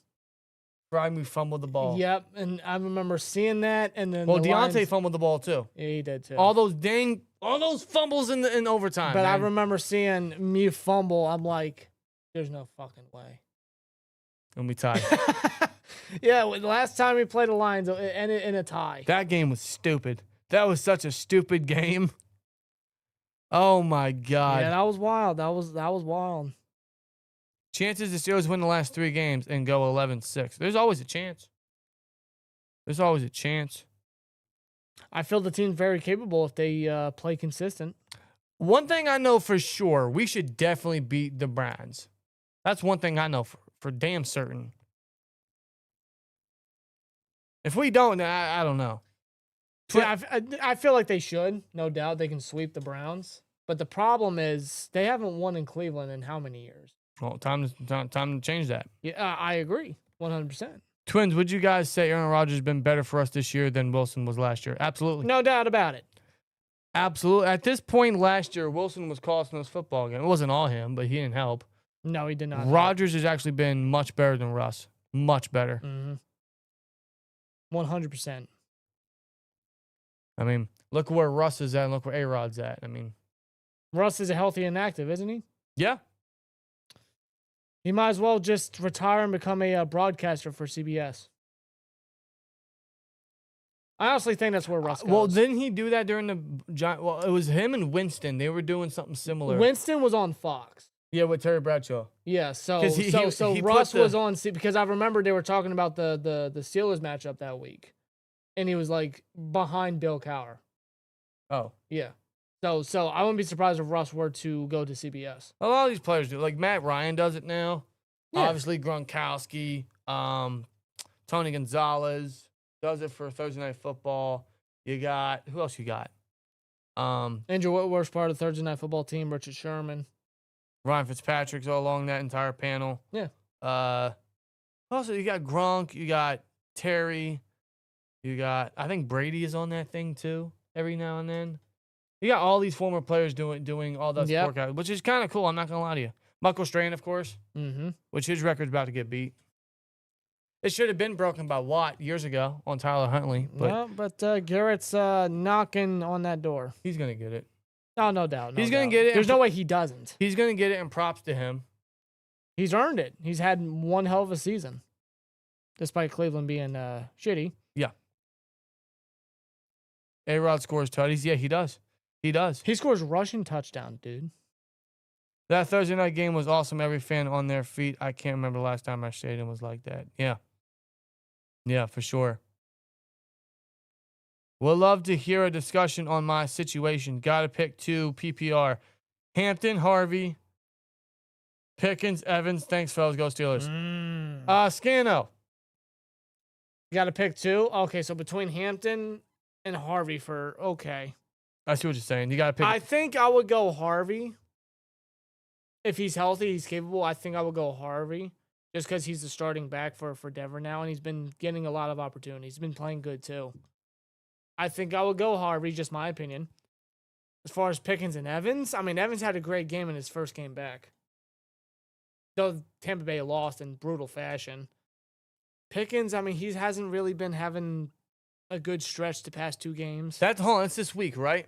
What's their matchups? The Cowboys? I don't know. Who the hell do they play? What's the schedule? Who the hell do they play? Well, I know the Broncos face where are they at? Jaguars. Oh. Broncos face the Jaguars. Broncos face Jaguars. You got Tampa Bay facing Carolina. And you have Dallas facing the Chargers. Ooh. Yeah, I know. Dude, I don't know. First of all, you shouldn't hear no fantasy advice from me. I don't have a winning record anywhere. I'm actually in the championship in one of the leagues I'm in. Yeah, no bullshit. No bullshit. No BS. I'm in the championship, though I'm down -4 points because I started Seattle's defense. God. Yeah, because Harvey's getting a lot, and the Broncos are hot right now. They are. So I think I would go Harvey over Hampton. Well, what's Hampton's stats been the last 2 weeks? Because I got him too. I know they still play. I'm trying to help you out here, man. I know they still play Vital pretty frequently. They do. Even with Hampton back. They do. You're not wrong. So I think I would go Harvey. As far as Pickens and Evans. Yeah, go Harvey, but you can't go wrong with neither. Because they both get the ball. I think I go Evans. Well, Tampa's fighting for that not conference, yeah. Yeah, like Tampa Bay and Carolina, that's literally for first place. Yeah. But it's J.C. Horn, dude. But it's Mike Evans. It's J.C. Horn. Mike Evans. He typically does well versus the Panthers. You do. Yo, you see Mike Evans, his reaction to Tampa Bay losing to Atlanta? He was pissed. I know he was. He put up a hell of a game. Pissed. Man, because, listen, Pickens is Pickens is a dog. dog. I know. I think... Is it Buka playing? Hey, I appreciate it. I mean, I hope so. I would appreciate if he did play because I have him. Granted, I'm 3-11. He had... Oh, or 3, whatever the record is now. I am so sorry. What happened to Ibuka, though? Like, he had a great start. Go Harvey, for sure. Go Harvey, and then go a coin toss. I don't know.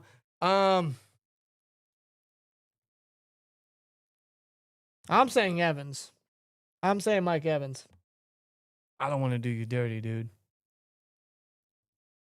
I'm not doing him dirty. It's Mike freaking Evans. Go Pickens. Coin toss it. Mike. Coin toss it. I'm pretty sure Ibuka's playing, though. Icy Rose with a 199 ounces. Any dream free agents? Honestly, I haven't even looked at the free agency pool. No, me neither. I'm going to search that up right now. Actually, hold on. Mike Evans. Oh, wait, it was a rest day. Never mind. It said it was a non-participant, but it was a rest day. Yeah, so it's messed up. He's not going to have a 1,000-yard season. Yeah, that streak's over. That's really messed up, dude. That is unfortunate. A hell of a streak that had to end due to injury. Some of these, some of these free agents aren't really gravitating to me right now. Okay, you're looking at Trey Hendrickson, Mike Evans, Christian Kirk, Khalil Mack, Deebo Samuel, Braden Smith, Travis Kelce, Jonah Williams, Joel Bonito, Kyle Duggar, Wyatt Teller, Daniel Flippin Jones, Hassan Reddick, David Njoku, Aaron Rodgers, Jamel Dean, Joey Bosa, Cam Robinson, Jalen Thompson, David Onyemata. Who? Rob Havenstein, Malcolm Kunze, DJ Reader, Jimmy Ward, Russell Wilson. There's got to be better ones. Hold on. You want to go by position? These like what position would you want to go after first? No, hold on. These can't be the free agents, dude. That is weak. Screw it. Go quarterback. Aaron Rodgers, Russell Wilson, Daniel Jones. Hill.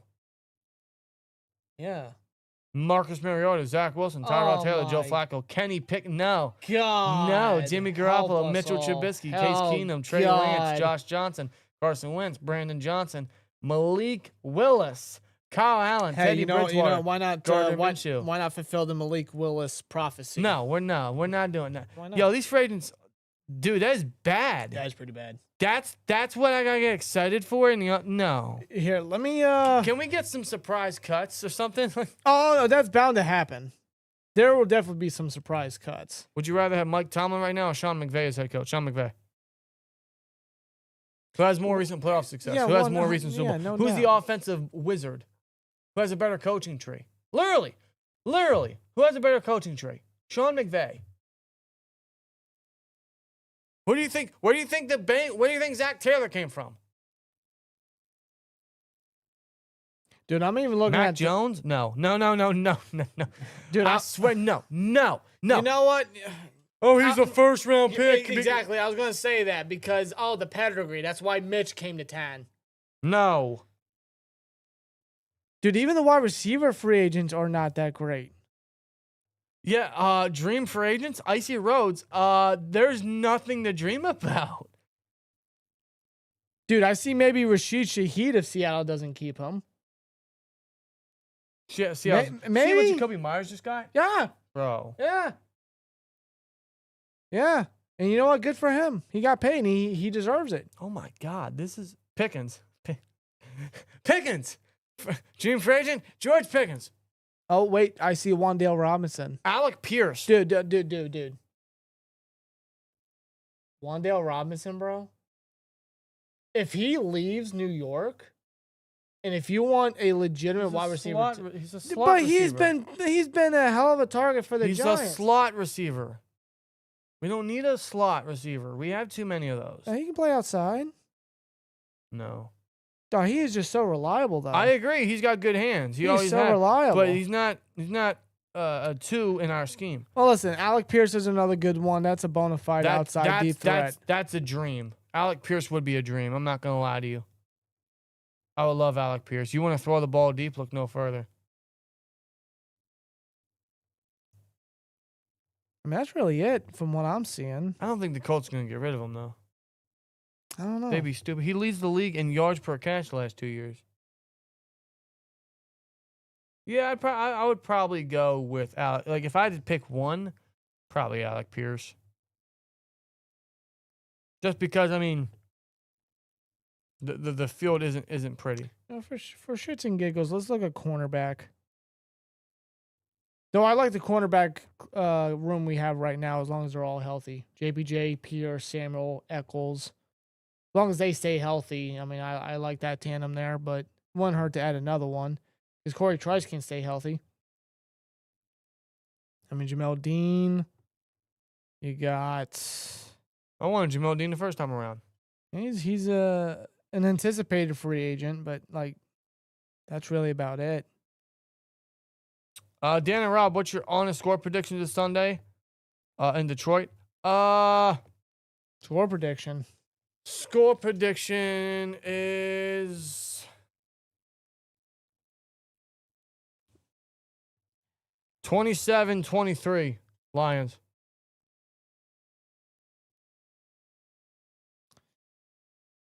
I'll get this to. I don't know if we win. I think the Lions are just that more gritty. I'm gonna say 30-27 Lions. Okay. I do think the Steelers can make it close. I think they're capable of doing it. One thing's for sure. If the offense turns the ball over or begins to turn the ball over, I think it's over. Yeah. Because at that point, they're not coming back. Mike Tomlin's coaching tree is so prestigious and massive that it hasn't been formed yet. Says Stein the Kid. I love that. I like that. Drake Barrett in the chat says first round quarterback 2026. There's not a lot of good quarterbacks in the 2026 class, though. No. I'd much rather wait to 2027. I would take a first round receiver and then go get a quarterback in 2027. See if A-Rod wants to come back or... I don't know. Yeah, I mean, honestly, I think that's your best bet. I mean, I know a lot of people are going to say give Will Howard the shot. I would like that, but with competition, but reasonable competition. Like, say A-Rod doesn't want to come back. Give Will Howard a chance with like a 1-year rental, but someone that if he's going to be the starter can be serviceable. And I don't mean Mason. I like Mason, but I'm not going down that path. No.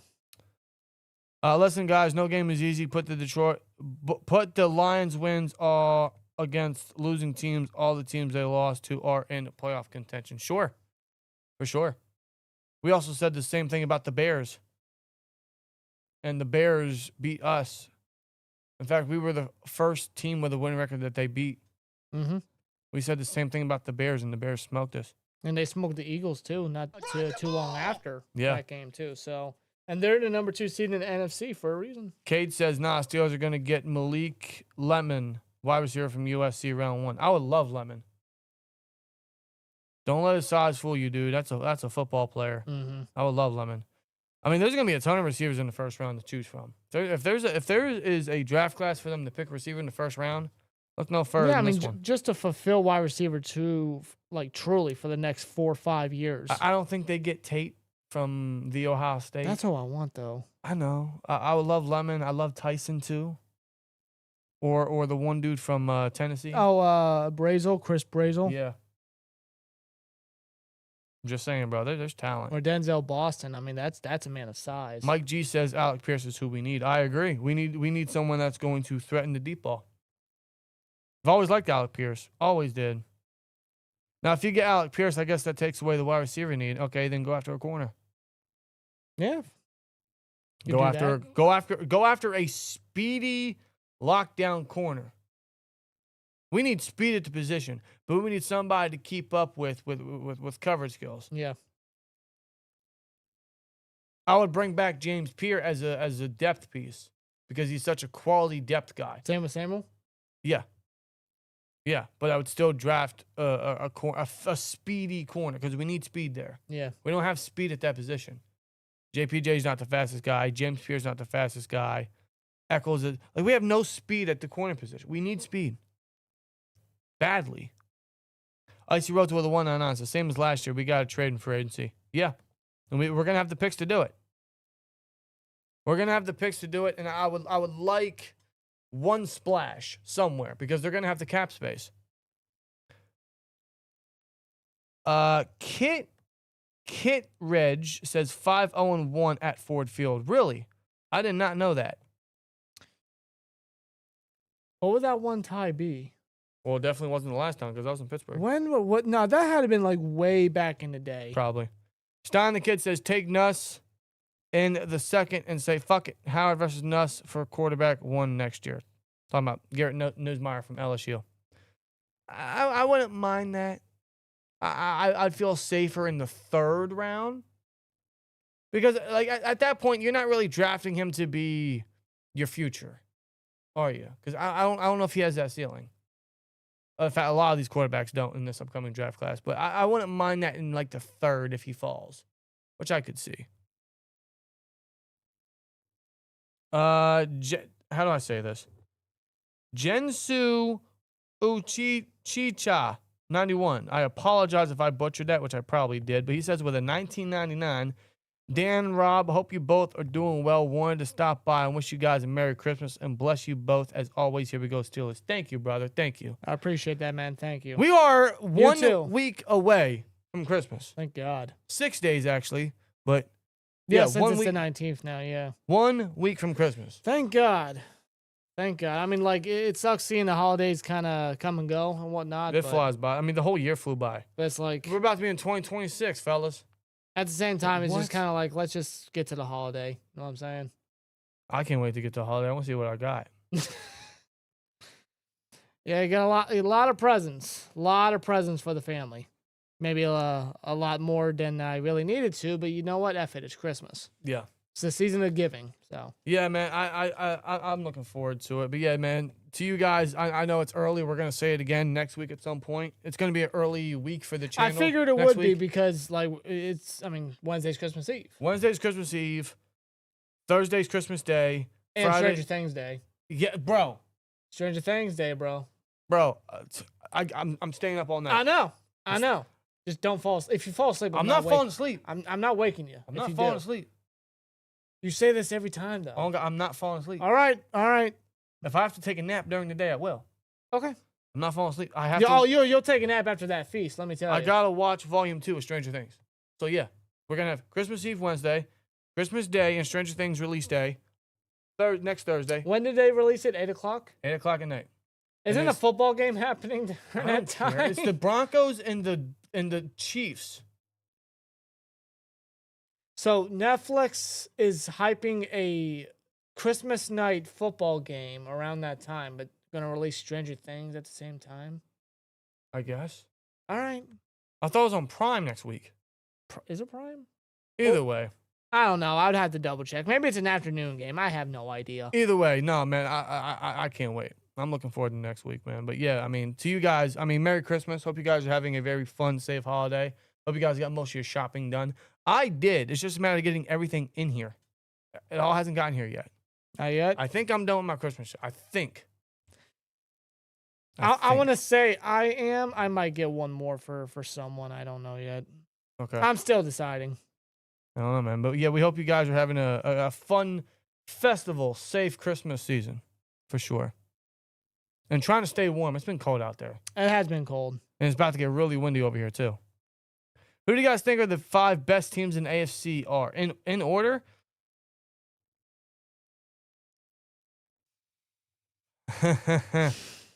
Okay, well, I mean, obviously the Broncos are the number 1 seed. Are they the best? I got to give it to them. I think they have the best defense. No doubt. Yeah. Yeah, I got to give it to the Broncos. It's Broncos, Patriots. Broncos. You could argue Patriots as number 1. Broncos. 5? Broncos, Patriots. Well, the AFC is not really. It's not threatening. It's not convincing. Like, it's wide open, is what I'm trying to say. Broncos, Patriots. Let's go. Chargers. That's 3? Yeah. Yeah. Then let's go. All right, these next 2 spots go anywhere. I guess I got to put the Jags up there. They're having a good year. Yeah, they are. You can't take anything away from them. In the 5th and final spot, it's either the Bills or the Texans. Because it's Josh Allen, give me the Bills. Okay. Well, I'll say Broncos 1, Patriots 2.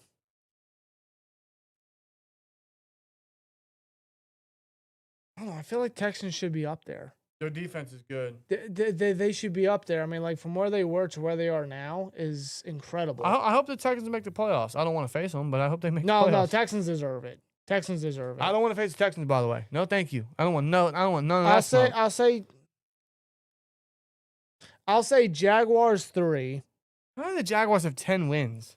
Liam Cohen. And Lawrence had, like, what, 6 total touchdowns? He did. Unbelievable. Best game ever. Outside of that comeback victory versus the Chargers years ago in the playoffs. That's because was it Brandon Staley was their head coach at the time? What an idiot. Yeah. But yeah, Jaguars 3. 4, I'm going to say Bills. And 5, I'm going to say Texans. okay. I'm going to leave the Chargers out on this one. Not that they're a bad team. They're a playoff-worthy team. I don't know if you can take them truly credible. Lemon just declared for the draft, too. You never know who's going to go back to college. No. And that's another reason with quarterback this year is there's just so much talent that's already going back to college. I would think Dante Moore is going to be one of them. Lenore Sellers was already one of them. Obviously, Mendoza just won the Heisman. He's going to declare for the draft. Ty Simpson's a big question mark. I think he should return. I don't know if he will, but I think he should. Otherwise, yeah, I mean, that 2027 class is looking stacked. Yep. At quarterback. I want Becker from Indiana, but he's a sophomore, 6'4", great hands. Yeah, I mean, honestly, at this rate, I don't know when the Steelers are going to take another receiver so high. If they want to hold off another year, which I wouldn't do. I mean, granted, you could always take a receiver this year and go after another one the year after. I mean, you can never have too many good receivers, right? What about free safety? I'd keep Ramsey up there. Yeah. I'd much rather keep Ramsey up there. He's been really good at safety. I mean, really good. Yeah. And him staying at safety is only going to extend his career. Mm-hmm. He's a much better safety than he is a corner. At this current stage, yes. Either the quarterback from Indiana or Dante Moore from Oregon are the only good quarterbacks, to be honest. Oh, you're talking about Fernando Mendoza. Mendoza. Yeah, those are the only 2 first-round worthy quarterbacks, but I don't know if Moore's going to declare for the draft. Yeah, if he does, I think he's worth a trade up. But if he returns, then obviously you run the risk of injury. You run the risk of him flunking a lot of his draft stock because he's already a borderline first rounder this year. Yeah. Let's say he returns to college and goes into the 2027 draft class along with all that extra talent. Sayan, Simpson, maybe Sellers, probably Arch Manning, right? Guys like that. Like how many, how many of those are going to go in the first round and where's he going to pop up? Right. So I don't know. It's a weird way to look at it. If Moore declares, I would trade up for him. If he has a great 2026 college season, he goes back for his final year, and then comes to 2027, he's even more worth trading up. But then You also run the risk of him potentially being the number 1 pick, and no one's going to give up that. No. Like, you just never know. One of those, just wait and see sort of things. Pretty much, yeah. Isaac says, give me Carnell Tate, Jordan Tyson, or Makai Lemon in the first. Yes. Yes to all of them. Either of them, really. I'd be much happy with either of them. And you would finally fix and fulfill wide receiver. Next week is going to be the quarterback kneel in week 2.0, just like Thanksgiving. Baltimore loses December 27th, Saturday night. Yeah, they're going to lose. They might lose to the Packers. They should lose to, if the Packers want to play like they should lose to the Packers. But I have a feeling they're going to play down. Hopefully not. Dry says, I wonder what Tomlin thinks when he watches the Rams and Seahawks offenses. We have no chance. Well, that's how I felt every year watching the playoffs. Like, I watch the playoffs, and I see these electric games, and I see these crazy offenses go off and put up all these points. And I think to myself, fuck, man, where is that with us? And I also think, does no one in the organization watch the playoffs and think, how do we do that? Oh, why can't we do that? Why can't we be that aggressive? Yeah. Why can't we adapt that? I've had that kind of thought for years. Like, anytime we go into the playoffs and get blown out or whatever, and I watch the remainder of the games, I'm like, does no one see this? Like, does no one in the organization watch the league and think to themselves, we need to do that? Yeah, like, this is what the league has come to nowadays.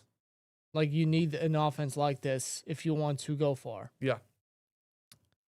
You may still have old-timers playing, but this is not 2008 anymore. No, not at all. Not at all. No, chat, I'll agree. I think the Patriots are a little overrated. I will agree. I think they're getting a little too much hype, but I also got to give props to Drake May. I think Drake May's having an incredible year. Mm-hmm. I think he's really turned it up a notch. And Mike Vrabel's been such a good coach for him. And they finally used Henderson. Henderson's been doing great. But their lack of receivers I know is going to hurt him. I know. Diggs, I mean, he's always going to be limited coming off that injury. Yeah. And everybody else is just like, they don't have a true number one. To me, like, if the Patriots don't get a number one, they're going to go down the same path as the Bills. Pretty much, yes. But the Bills had a number one.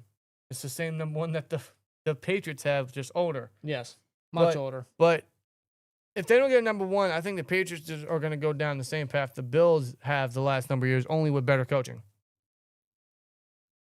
Which that might prevent them from doing that. But I mean, you need a legitimate receiver. You just can't half-ass your way with no number one. You need a bona fide number one in today's league. No, but even then, with the limited weapons May has, he's still putting up impressive numbers. Sure is.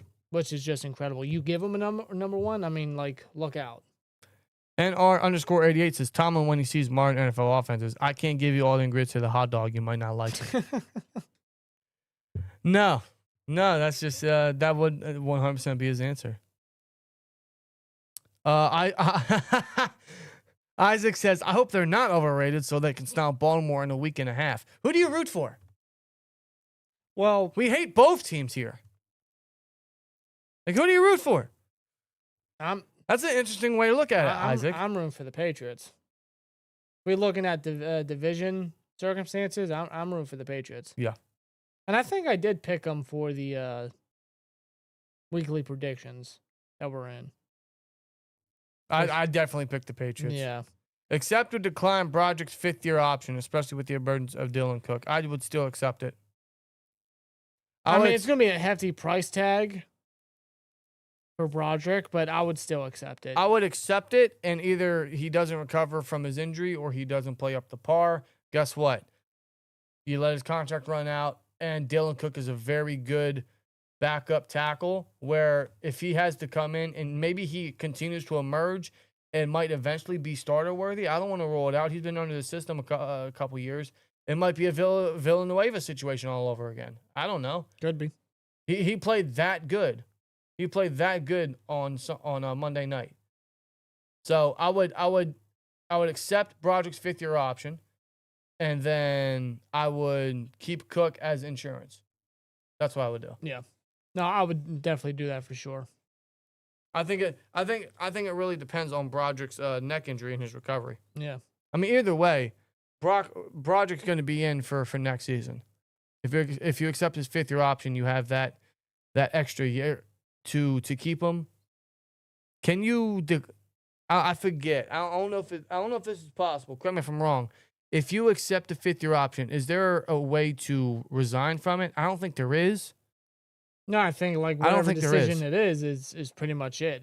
If you accept it, all right, you take that 5th-year option on the contract. If you don't, well, then maybe you negotiate if he sticks out. I would accept it and give him more the opportunity at the left tackle position because he's in his natural spot. He finally played well. I would give him the extra opportunities for sure. And Cook would be a very good backup, and God forbid any injuries happen, he can fill in. Yeah. Or worst case, Broderick doesn't step up. You got Cook right there as a trustworthy guy. He's been under the system for a few years. Yeah, especially if Cook continues to perform well. Because, again, I would have him start the rest of the way, even if Pete comes back. I would have Cook start the rest of the way, just see what you have in this guy. Coming off a performance like that, run with the hot hand right now, and that's what he is at left tackle. He would be, if anything, a very good emergency backup plan if he keeps up his play. Agreed. Tyrone says, what team would you want first round? Chargers, if it's possible. Yeah. Maybe get some redemption against them, maybe. I don't want to face the Bills again because they ran all over us. Literally. I don't want to face the Texans. That defense is too tough. Oh my God, that pass rush is going to eat up A-Rod. And I don't want to face the Jags because they historically do well against us, and I don't want to deal with that again. So I'd probably say Chargers. Give me the Chargers. Looking at it, yeah. As of right now, if the playoffs started, we would play the Chargers at home. Okay, that's what I thought. Give me the Chargers. Yeah, that's right. Because the number 2 seed would face the number 7, the 3rd seed would face the number 6, and the 4th would play the 5th. Correct. That's right. So yes, that is how it works. Yes. If taking the division first, I wish to see Howard to play second half versus the Ravens at least, featuring Roman and Caleb at the least. I agree, Kit. Like, if we clinched the division before week 18, I would still play our starters because you need that cadence. You haven't won a playoff game in so long. You need to have that kind of chemistry going in, that bit of momentum, right? You don't want to take a week off. That's a buzzkill. But I wouldn't play them all game. Just give them those. Treat it like a preseason game. Give them those reps, and then second quarter to the end or second half to the end, play Will Howard. There's no point in playing Mason. No. Give Will Howard the in-game reps. No, I definitely agree, 100%. Like that's what I want to have. Like I want us to clinch the division before week 18, so that we could maybe give Howard that opportunity. Still play your starters for a little bit, but give Howard that opportunity, just a little bit of that playing time. He got robbed of it before the preseason, and that's literally his only chance for this season. Because at that point, that game literally means nothing. You already have your winning season. You already clinched the division. You already clinched the playoffs. Give him the shot. Mm-hmm. There's no harm there. Are the Steelers going to make it that easy? I don't know. I hope so. But the Steelers never make anything easy, except last week. Last week was easy. Yeah, it was literally the best the team looked all season. Like it was great play from both sides of the ball for once, which we don't normally get anymore. But like we got it last week, so it was a very stressless football game for the Steelers. Yeah, Isaac's right. He says Patriots are going to the playoffs anyway. I would never be rooting for the Ravens. Absolutely, never. Even if they had to get us into the playoffs, I just couldn't find it in myself. Like when the Browns did it in Baker's rookie year, it came down to us having to rely on the Browns to beat the Ravens that year, and they failed. Yeah. But that was a sick feeling. I'm like, I gotta rely on you motherfuckers. Like, I remember that Chiefs and Ravens AFC Championship game. It's like, pick your poison. But at that point, I was like, you know what? I don't want to see the Chiefs in the Super Bowl. I'm like, even if it's the Ravens, it's a fresh matchup. But of course, the Ravens couldn't get the victory. They couldn't I do don't want it. to see the Ravens in there.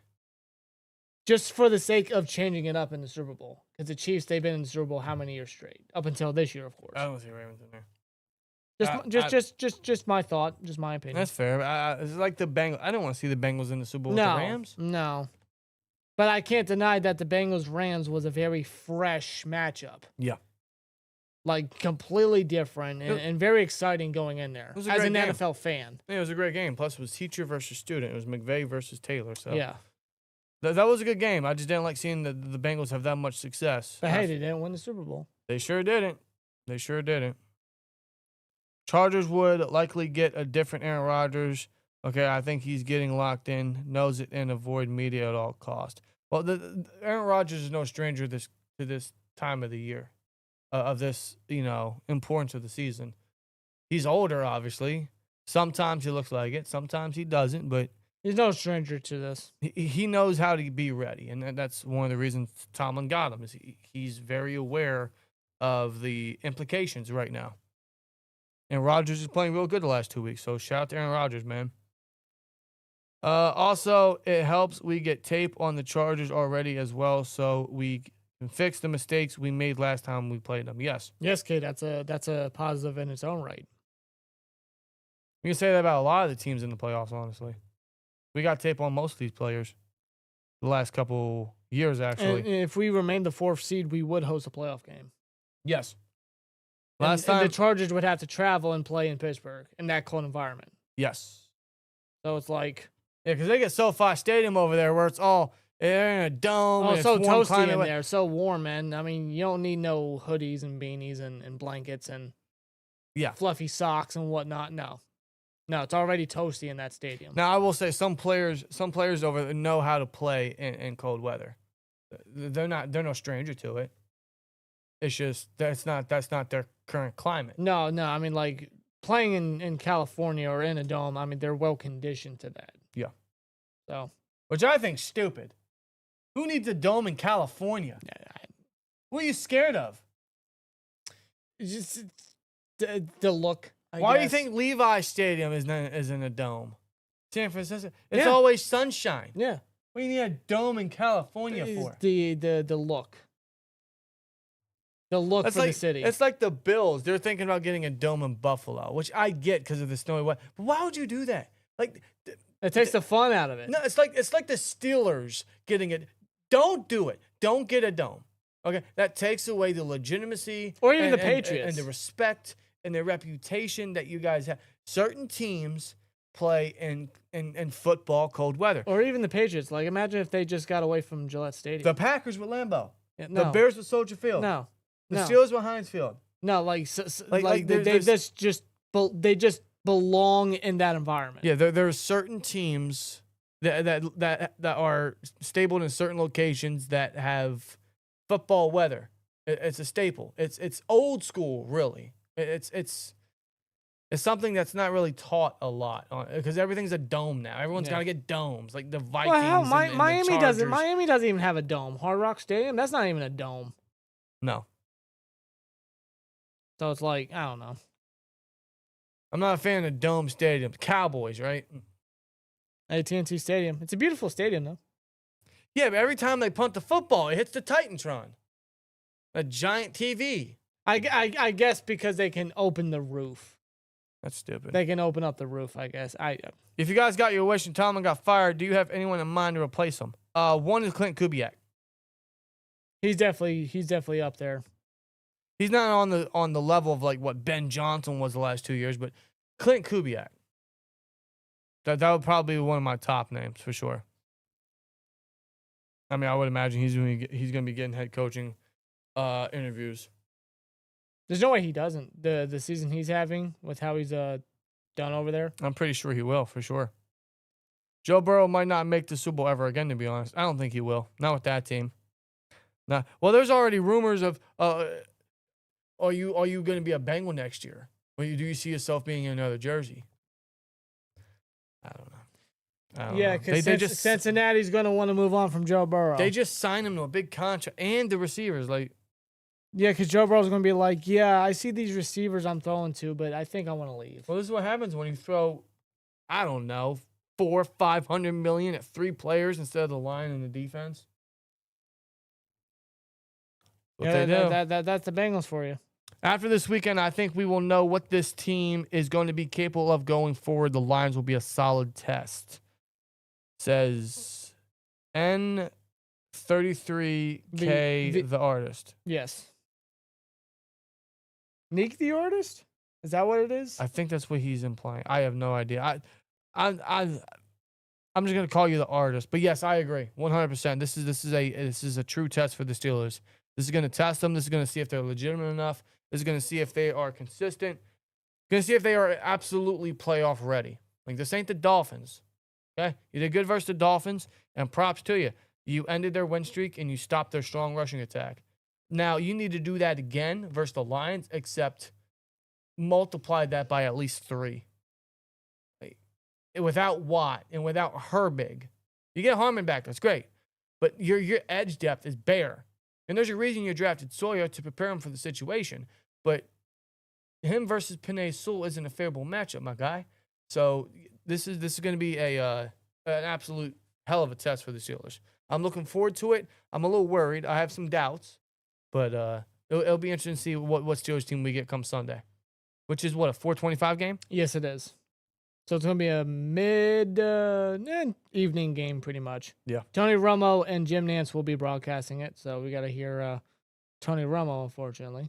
Great. Yeah. I hate that guy. I know. Like, he was a breath of fresh air when he first got into broadcasting, and now he's so like robotic. Who would you rather listen to, Tony Romo or Chris Collinsworth? Romo. Romo? All right. Oh, Chris Collinsworth. Bro, the last Sunday night game, the Chiefs, they were like losing. And then he's like, oh, they're losing, but, I've seen Pat Mahomes do this 1,000. I'm like, shut up. Just shut up. Just shut up. The Vikings and Cowboys game, he was really hyping up J.J. McCarthy. You hear that? Yes. Yes. Yeah. He hypes up everybody. I know he does. He hypes up everybody, dude. Not including playoffs, what is the worst Steelers loss you guys have endured? Okay, there's levels to this. We talking blowouts? We talking emotional feelings? We talking like there's levels to this. Worst loss? I mean, the Jesse James no catch sucked. The Saints lost in 2018 broke my heart. That was brutal. That broke my heart. I'm really trying to think here. Now, if you're talking blowouts, one of the worst ones was losing to the Eagles in 2015. Carson Wentz rookie year. 2016? Oh, no, it was 2016, yeah. 2016. We lost 33-3 or something. That was like the worst loss in Tomlin's coaching history. And then the Steelers will blow out the Chiefs the next week or something like that. Isn't that what they did? Yeah. Yeah. Typical, right? Like, come on, bro. Come on. I'm trying to think. Yeah, the Cowboys game in 2016. Yeah, Dak and Zeke's rookie year. That was a game. Yeah, that fake spike touchdown, AB. And then the defense. And then the defense. Untouched, run up the middle, Zeke. Yeah, that Cowboys game. Yeah, I'll give you that one. See, I didn't even have trust in the defense then. But that was a hell of a game. Yeah, it was. It was just like, make one stop. And you can't. Even on that screen pass to Zeke, he went like 80-something yards. Shazier couldn't catch him, bro. No.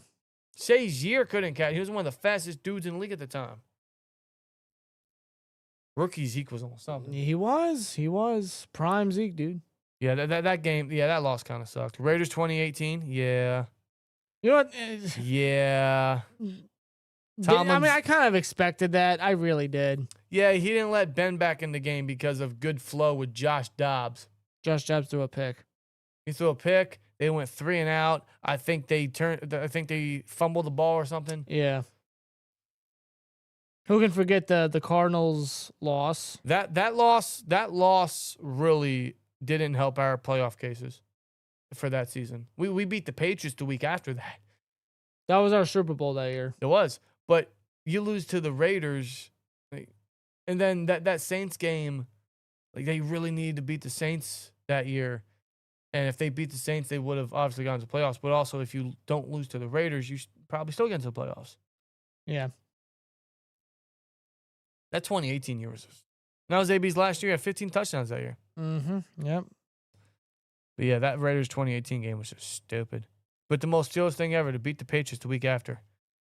Jalen Samuels with his greatest game ever. His only good game, really. AB stepping out versus Miami in 2013. I'll give you that one. Yeah. That was a heartbreaker. Yep. As time expired, too, it's like, damn. Yeah, that was a heartbreaker. I've seen the Steelers do that pitch back, Rozzy Da, whatever you call it, so many times. And the one time, like, oh my God, they finally hit it. No way. Stepped out. Yep. He just stepped out.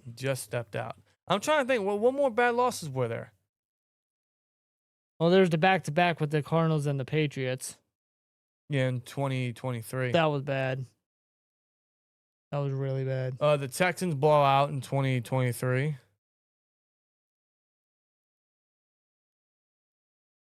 Obviously, this is excluding playoffs, by the way. Yeah.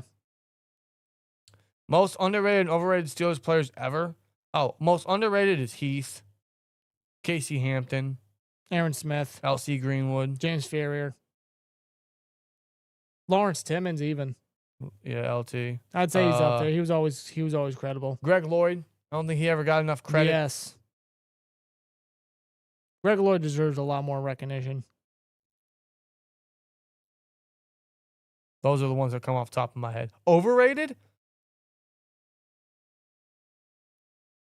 In a way, Ike. I like Ike, but in a way, Ike. I'm trying to think. Juju. Yeah. Don't get me wrong, I like Juju and his character, but I think it was just a little overhyped after the AB trade. Not number one. Can't really think of any other overrated Steelers. Not off the top of my head. No. I could tell you 1,000 underrated ones, but I can't really list one overrated. Overrated? I'd probably go Juju. Honestly, I would probably go Juju. He had one good year.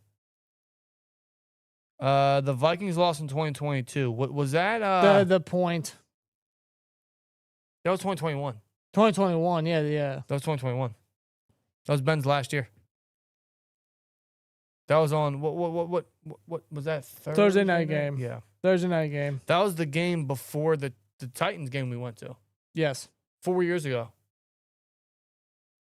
Fun times, right? Fun times. Kevin Green is underrated or overrated? I think Kevin Green is rated properly because he's a Hall of Famer. He's one of the league's most recognized premier pass rushers. He's top in sacks in NFL records. Where's he rank at? I mean, he didn't have many years in Pittsburgh, but he left such an impact.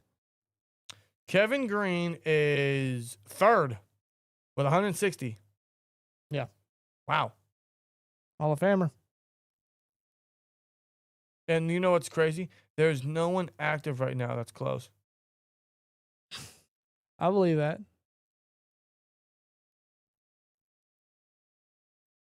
I mean, how soon until anybody active reaches that point? Probably never, right? Claypool, absolutely. Yeah. Absolutely overrated. Oh, my God. What's the record when we attend games? 1-0. We've only been to one game. 1-0. Undefeated. It was the Steelers versus Titans game. Ben's last year. Ben's second to last home game. We have a winning record going to Steelers games. Yeah, we got to get to another one at some point. Actually, we have a winning record going to Heinz Field games because we went to a Pitt Panther game. Connor's last year in Pitt. Yep, James Conner. And the Panthers won. So technically, when there's a game at Heinz Field, we are 2-0. 2-0. Dante Moncrief, I would rather forget Dante Concrete. That guy sucked. Oh, let's trade away Antonio Brown and go get this guy. Okay. Wow. What were we thinking? Man, I really thought we had something in Claypool after his rookie year. You would think, bro, what, 10 touchdowns? 11 total. 9 receiving, 2 rushing. Where's he at now, bro?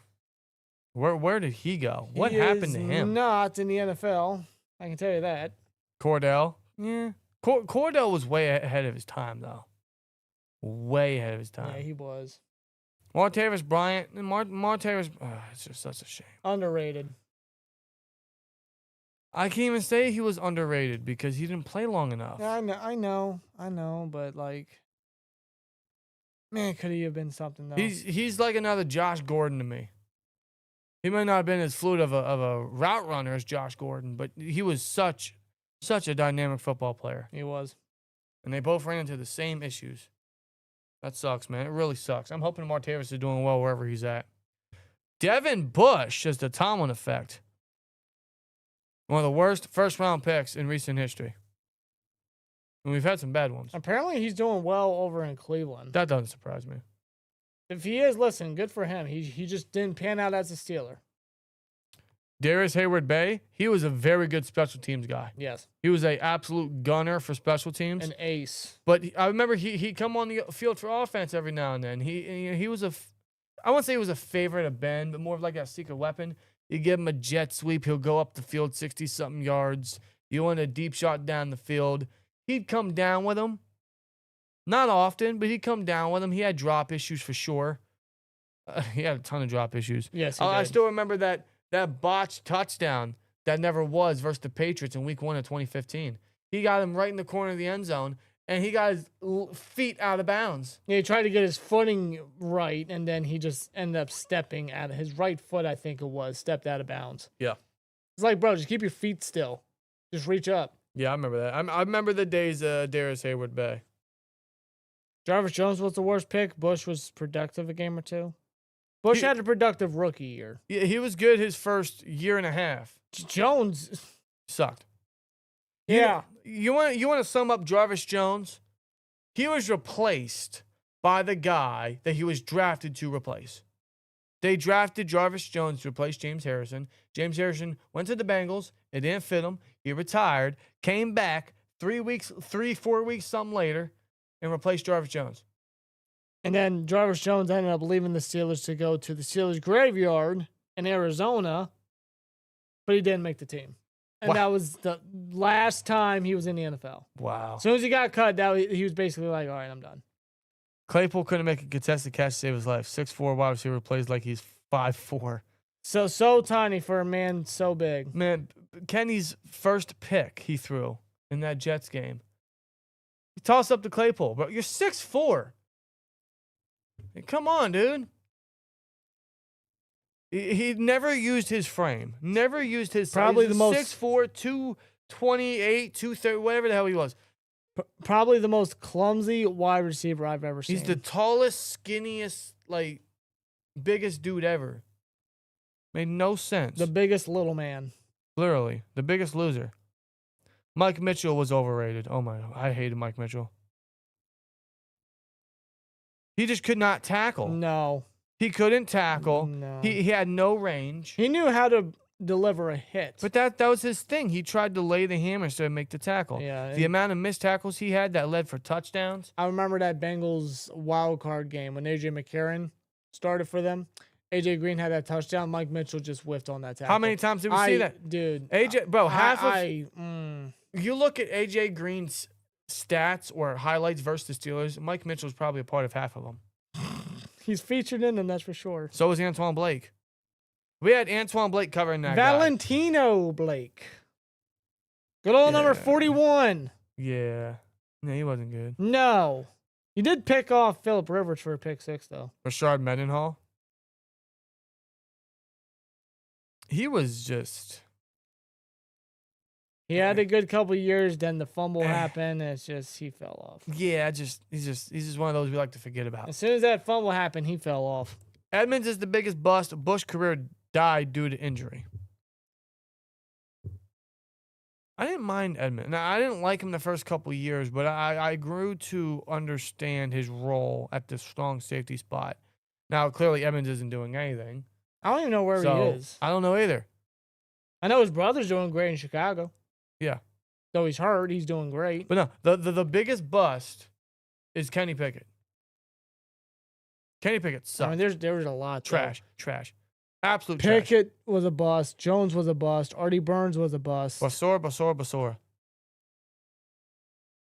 I mean, the mid-2010 draft classes were just so god-awful. Who do you think is the worst Steelers trade?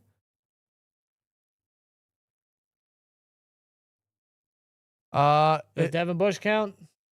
I guess because we traded up for him. Yeah. Worst trade. Worst trade. I honestly, I don't want to put the Pickens one up there yet because it's still very fresh. Yeah. Worst trade? I'm trying to think.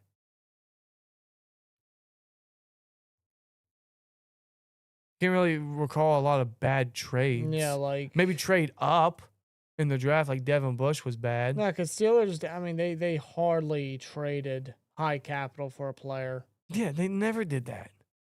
The only time they did was for Jerome Bettis, and obviously that panned out. Well, Jerome Bettis, they traded up for Troy in the draft. I think they did it for Holmes too. Yeah, all three panned out. I would say Bush. Worst trade. I would. Yeah, I would say the Bush trade. like we're talking about an era of Kevin Colbert who played it stupid safe. He built through the draft and got all these scrappy vets. Yeah, we traded up 10 spots into the top 10 for Bush, who obviously did not pan out. I can't think of a worse trade. Off the top of my head, I can't think of a worse trade. No. Can you imagine if we had a good defense when we had the Killer Bees? That's all I dreamed of. That's all I dreamed. That's all I dreamed of. That's all we wanted. Like I remember top free agents on the defensive side would be available, and we always be like, sign this guy, get this guy, like Eric Weddle. That whole situation is like, get Eric Weddle. Bro, we should have never even brought the man in for a visit. We should have absolutely brought in Eric Weddle that one year, dude. Or even I remember when Tyrann Mathieu was always a free agent. I'm like, bro, get Tyrann Mathieu. The guy's a stud. The guy's a dog. The Honey Badger would have been great. No, they just no. Nope. Sean Davis from Maryland, bum. What a bum. If Edmonds got drafted where he was supposed to be drafted, which was 3rd or 4th round, then he would have honestly been pretty solid. Not his fault we reached hard. Yeah, they reached incredibly hard. Like, if you watch our reaction, twin moment, we scoot back. And I'm like, okay, I like the player, but 3rd round at best. First round? Third round at best. Like, I was like, wow. Because I did like Edmonds coming out of Virginia Tech, but first round was definitely a reach. Like, when Shazier said Terrell Edmonds, I said, already? Like, hold on, wait a minute. What? Yeah. Yep. And the reason, apparently one of the reasons I read at the time is because there were other teams that viewed Edmonds as like an early second rounder, which was never the case. No. So I don't know who reported it. I don't know if anyone in the Steelers front office believed it, or if it was a smokescreen from other teams because they wanted the Steelers to pass on a certain guy. I don't know. I have no idea. But that was definitely a reach. I don't think Edmonds was terrible. I don't think he was terrible. He was definitely way overdrafted. No doubt. Like, if you would do a redraft, he wouldn't be drafted again. Let's put it that way. No. Like, if you honestly go back and ask yourself about certain draft picks, where they were selected, and think, would you draft them all over again at that pick? And if the answer is no, then that's all you need to know about the guy. Let's be honest. What about Patrick Peterson? Eric Ebron? I remember Ebron. 2020 Ebron was decent. He was fun. But my problem is like they try to make him a blocker. Yeah, like they're trying with Jonnu. That's not his go-to. He was anything but, dude. It's young Juvie. Did I say that right? Did I say your name right? It's young Juvie. He says, appreciate y'all too, for real. Showing love from Mississippi prison. Been riding with y'all all. I thought it was Juvie. Been riding with you guys all season. You guys take me home around my family filled with diehard Steelers fans. Man, thank you. I appreciate it, bro. Hope everything's all right down there, man. Thank you. Shout out to you, man. Shane giggles, we don't really improve talent. We run it into the ground. We barely call players that help our players. We hope our talent will get it done. And finally, we run that talent into the ground. Yeah, I agree. They rely on talent and pedigree and first round grade and veteranship instead of using or exercising that. Like Harrison said it best, a good coach takes you beyond your expectations or beyond your ceiling. Yep. Like Harrison, he was undrafted. He was supposed to be a special teamer. Yeah, at best. Dick LeBeau said No. No, And he he's- got Harrison to literally be the most threatening pass rusher you probably may ever see. You know, he was one of the more, if not the most intimidating football player to ever step on that field. For somebody that was just so undersized. Well, He look was at him. 6 foot. Look at the dude. But I'll tell you, he does not look 6 foot. No. The man is bigger than 6 foot. See, but that helped him in the pass rush game so well. He was so did. small, but he got around. He knew how to do it because LeBeau was able to teach him. Yep. Favorite Steeler that never got a second contract might be recent bias, but mine's Pickens. Never got a second contract. Never got a second contract. Okay, hold on. Okay, this is going to take some thinking. Never got a second contract. Well, there's a few. I liked Connor. I always liked Connor. Mm-hmm. I like Najee. I wouldn't have kept him, but I liked Najee. Pickens for sure. And that's all recent, yeah. Bryant. Martavis Bryant. Favorite player never get a second contract.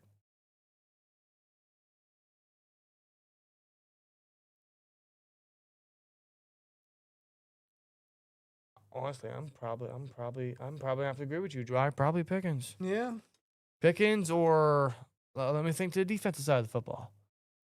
No, because Bud got a second contract. Bud did. Did he? Yeah. I think it was like a mini. I think it was like a mini deal. Let me double check that. Because I remember we Thought they exercised his 5th-year they option. exercised that. 2020 was his last year. He was drafted 2015, first round out of Kentucky. No, he left 2020. That's what I'm saying. Franchise tagged. Signed a 1-year tender. That's right. He was franchise tagged. Okay. Yes. So I guess that's a. Yeah, I guess. It's gonna take some thinking. It's really gonna take some thinking. I might have to get back on you on another time. Who else on the defense didn't we grab for a second contract that it would have brought back? Woodley definitely got a second contract, right? Yeah. Okay. Yeah. No doubt. Okay. I'm gonna say because if he didn't, it would definitely be Woodley. Wallace, Mike Wallace. Mike Wallace was really good. Emmanuel Sanders. He wasn't as good as Wallace though. He's actually one of the few receivers that did well without Ben. That was at a time where every receiver didn't do good without Ben, but Sanders was one of them. I might say Wallace. That might be a little controversial. I'm gonna go Wallace. I'm gonna go Mikey Wallace. Mike Wallace. Probably, yeah. Does Bell count? Le'Veon? No, because he got franchise tag in 2017. Yeah, I guess. He got franchise tag in 2017. Then set out 2018, obviously. Yes. Jericho Cotchery was, yeah. It's another underrated one. He wasn't here long, but that's another underrated one. Imagine if we make the playoffs and we win by only field goals again. Listen, bro, I don't discount anything. B Mills says, "What's up, Twins? Miss you guys. Monday night was too busy freezing my ass off for at the game. Oh, you was at the game. Great time though. Awesome game. I'm glad you was there. You know, see, that's why we won because you was there. You're that good juju. We need to get you back in. He was that good juju. We need to give you a first class seat to Ford Field, Detroit. It's a hell of an environment, man. Not like anything other. I'm glad you got to experience that. Yeah. No, bro. Yeah, it's cold, especially around this time of year. Oh, it's cold. But it's an awesome atmosphere. They played Renegade, right? I'm pretty sure they played Renegade for you. And they didn't boo it this time. They had no reason to. How do you keep a job losing to Tim Tebow in the playoffs, Blake Bortles, or what, 7 block losses in a row? Yeah. 6 straight playoff losses, 5 one-and-dones. Oh, apparently, according to Art Rooney, not having a losing season plays a factor in that. 3 playoff wins since their last Super Bowl appearance, with wins coming from Matt Moore, Alex Smith, and A.J. McCarron. Are you kidding? Wallace turned down the offer. He did, but that still, he didn't get the second contract. So, technically, I'm right. Yeah, I guess Steelers didn't offer him enough. Miami did. That wouldn't have made way for AB, though. I don't think they would have made way for AB, though. So, and AB turned out real good until it didn't. Until it didn't. What are you guys' thoughts on the draft this year? Do you see us taking quarterback, receiver, or defense? Everything points to quarterback. If Moore doesn't declare, I'm going receiver. I don't mind Mendoza. I just don't think that there's going to be a team that's going to want to give up a pick to the Steelers when they know it's going to be for quarterback. So if Mendoza is like the only bona fide first-round quarterback, I don't think there's going to be a team that's going to want to trade it away. So I'm going to go receiver. I say we should go receiver. If not receiver, then corner. A fast corner. Yeah, I'm stepping my flag on that wide receiver.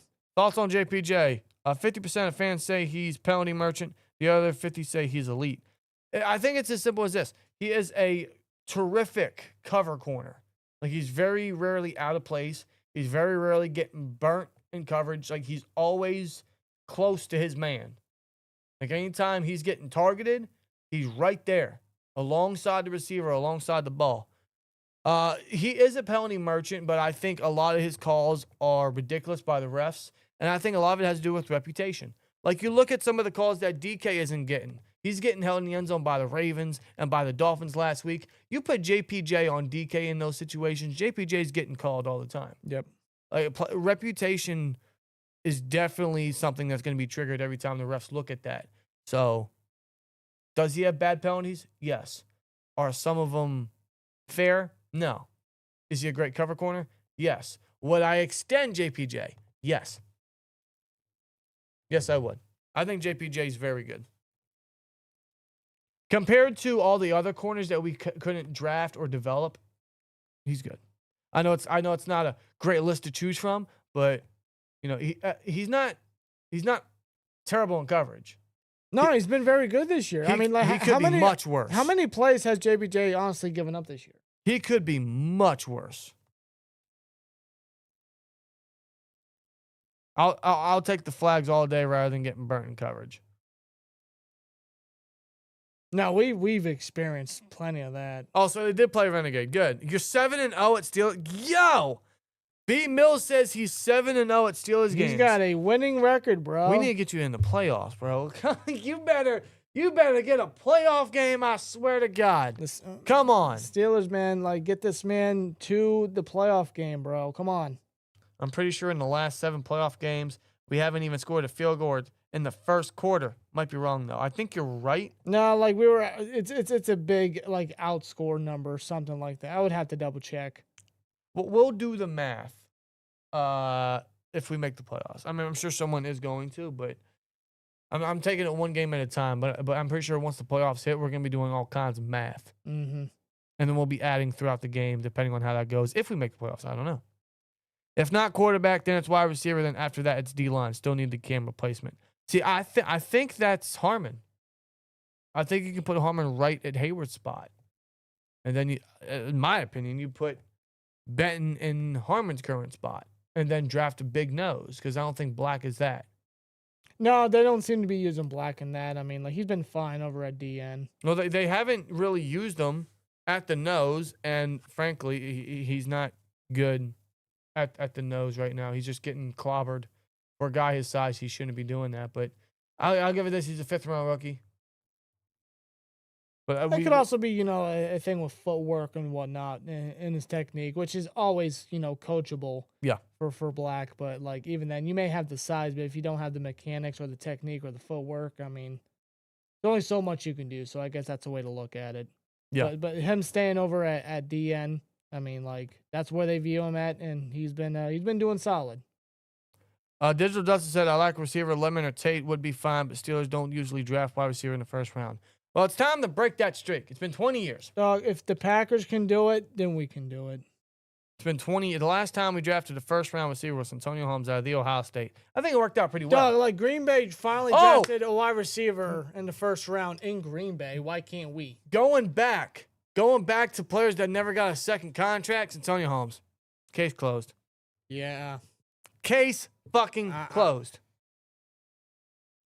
Yep. How could we forget? That sucked. That sucked, dude. They didn't even train him for much either. No. They said, Jets, just give us this and we'll call it a deal. Santonio Holmes walked so Mike Wallace could run.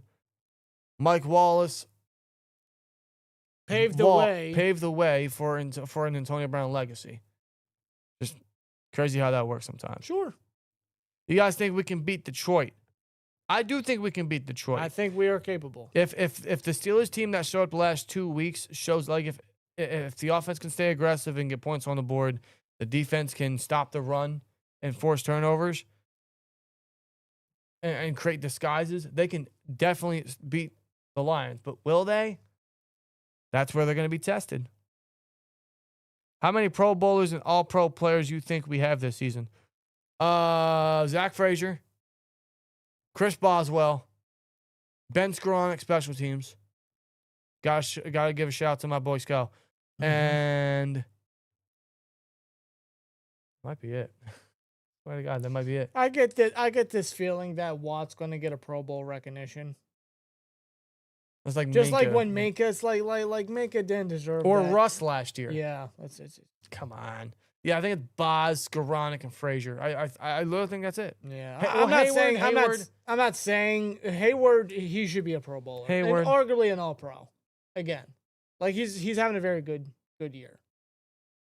He's been doing his job. Yeah. But what I'm not saying he should be a Pro Bowler. I'm just saying that they'll probably just give it to him because name recognition. That's just what the Pro Bowl is. Well, the Pro Bowl sucks. It's awful. The Pro Bowl sucks and it's meaningless now. As a Buckeyes and Steelers fan, I would love Cornell Tate. I love Tate too. Who wouldn't love Cornell Tate? We all wanted Ibuka last year.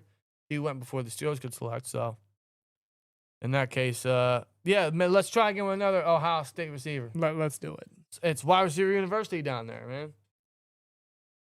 All these guys coming out of the Ohio State are putting up numbers. Imagine if Chris Olave didn't have so many concussions. Where would he be at right now? Yeah, really. Jack Smith-Njigba, Emeka Egbuka, Garrett Wilson, Marvin Harrison Jr. He needs to pick up the pace a little bit. I know Arizona's not great right now, but still, I mean. If you give him a quarterback that's actually a gunslinger, then we could be talking about Marvin Harrison Jr., but. Does Watt even have double-digit sacks this year? No. No. What does he have? 6.5, 7.5? I think Highsmith has what, 6.5? Herbig has what, 5.5? I thought Herbig had more than that. I haven't checked the stats. Here, I can check right now. I haven't checked the stats essentially all year. Highsmith has 6.5. Herbig has 6.5. Where's Watt at? 7. Watt has 7. 7 flat. Yeah. Keanu Benton has 4.5. Yes. Ramsey has 3? He has 3. Well, what? Hayward has 2.5. Harmon has 2. Peyton Wilson has 2. Jack Sawyer has 1. Yes. We're gonna need 2 sacks from Jack Sawyer this Sunday, folks. Yeah, Panay Sewell, eat your heart out. I know, man. It's he's. No. I hope Jack Sawyer brings his A game. We're gonna need. Oh, the whole team's gonna have to. We're gonna need a play he made versus the Texas. Versus On Texas, Quinn the Ewers. Longhorns. Yeah. Yeah. And Quinn Ewers is getting his first start. Ain't it wild? It's funny, like Sawyer made the play on Quinn Ewers. Now both of them are going to get their first career starts this week. Same week. What the hell? Football has a weird way of coming full circle sometimes. Yeah. The way the universe works, bro. Who do the Dolphins face? Don't know. I have no idea. Who do the Dolphins face? The Bengals. Oh, they're losing. Quinn Ewers ain't going to just hand the ball off to H and all. Yeah, I guess. We'll see how that goes. Anyway, guys, it's actually almost 1:30 in the morning, so we appreciate y'all for tuning in on a late evening. Thank you guys as always. We're going to call it quits. We're going to call it a night. It is Friday. For some of you guys, it might not be, but for over here, it is Friday. So we got one more day. I don't know where you guys live, but over here, it's going to be wet and windy. I'm not looking forward to it. We got 6 days till Christmas, and we've been getting snow, which is now going to be completely washed away. So Yeah, no snow in the forecast as of yet. No. They just couldn't wait till Christmas Eve for a white Christmas. yeah, snow when we're inside, like not doing anything. That's when I like. It's like the snow. just around where we're at, we just don't get a white Christmas. Never. You guys may, wherever you may be. Maybe we just, Chicago, Wisconsin, the Dakotas. Not over down no, here. No, just rain. We haven't had a white Christmas in a long time. No. With that being said, we're gonna call it a night, man. Thank y'all for tuning in for this late discussion. We do greatly appreciate hanging out with you guys. It's always a fun time, and we'll do it again on Sunday for the Steelers versus Lions game. It should be interesting. Big test for our Pittsburgh Steelers. We still need to get a victory. No matter how it's done, the AFC North is still up for grabs. Lions are in a tough spot. I'm hoping the Steelers can bring as much energy as I know the Lions are going to at home, because we're going to need it and we got to get a dub. So with that being said, we'll see you on Sunday for the Steelers versus Lions game. 4:25 Eastern Standard Time start. So we'll be here. Should be fun. We'll see you then. Otherwise, you guys have a great rest of your night. You guys have a good Friday. Make it a good end day for the work week. Make it a strong one, guys. And then we have the weekend. We actually have Saturday football. Yes, we have Saturday football. I'm looking forward to that. We got Saturday football. We got a ton of Sunday football. And then Phillip Rivers on Monday night. Feels like I'm in my childhood fields. And it's the Christmas season. It's like I'm a kid again.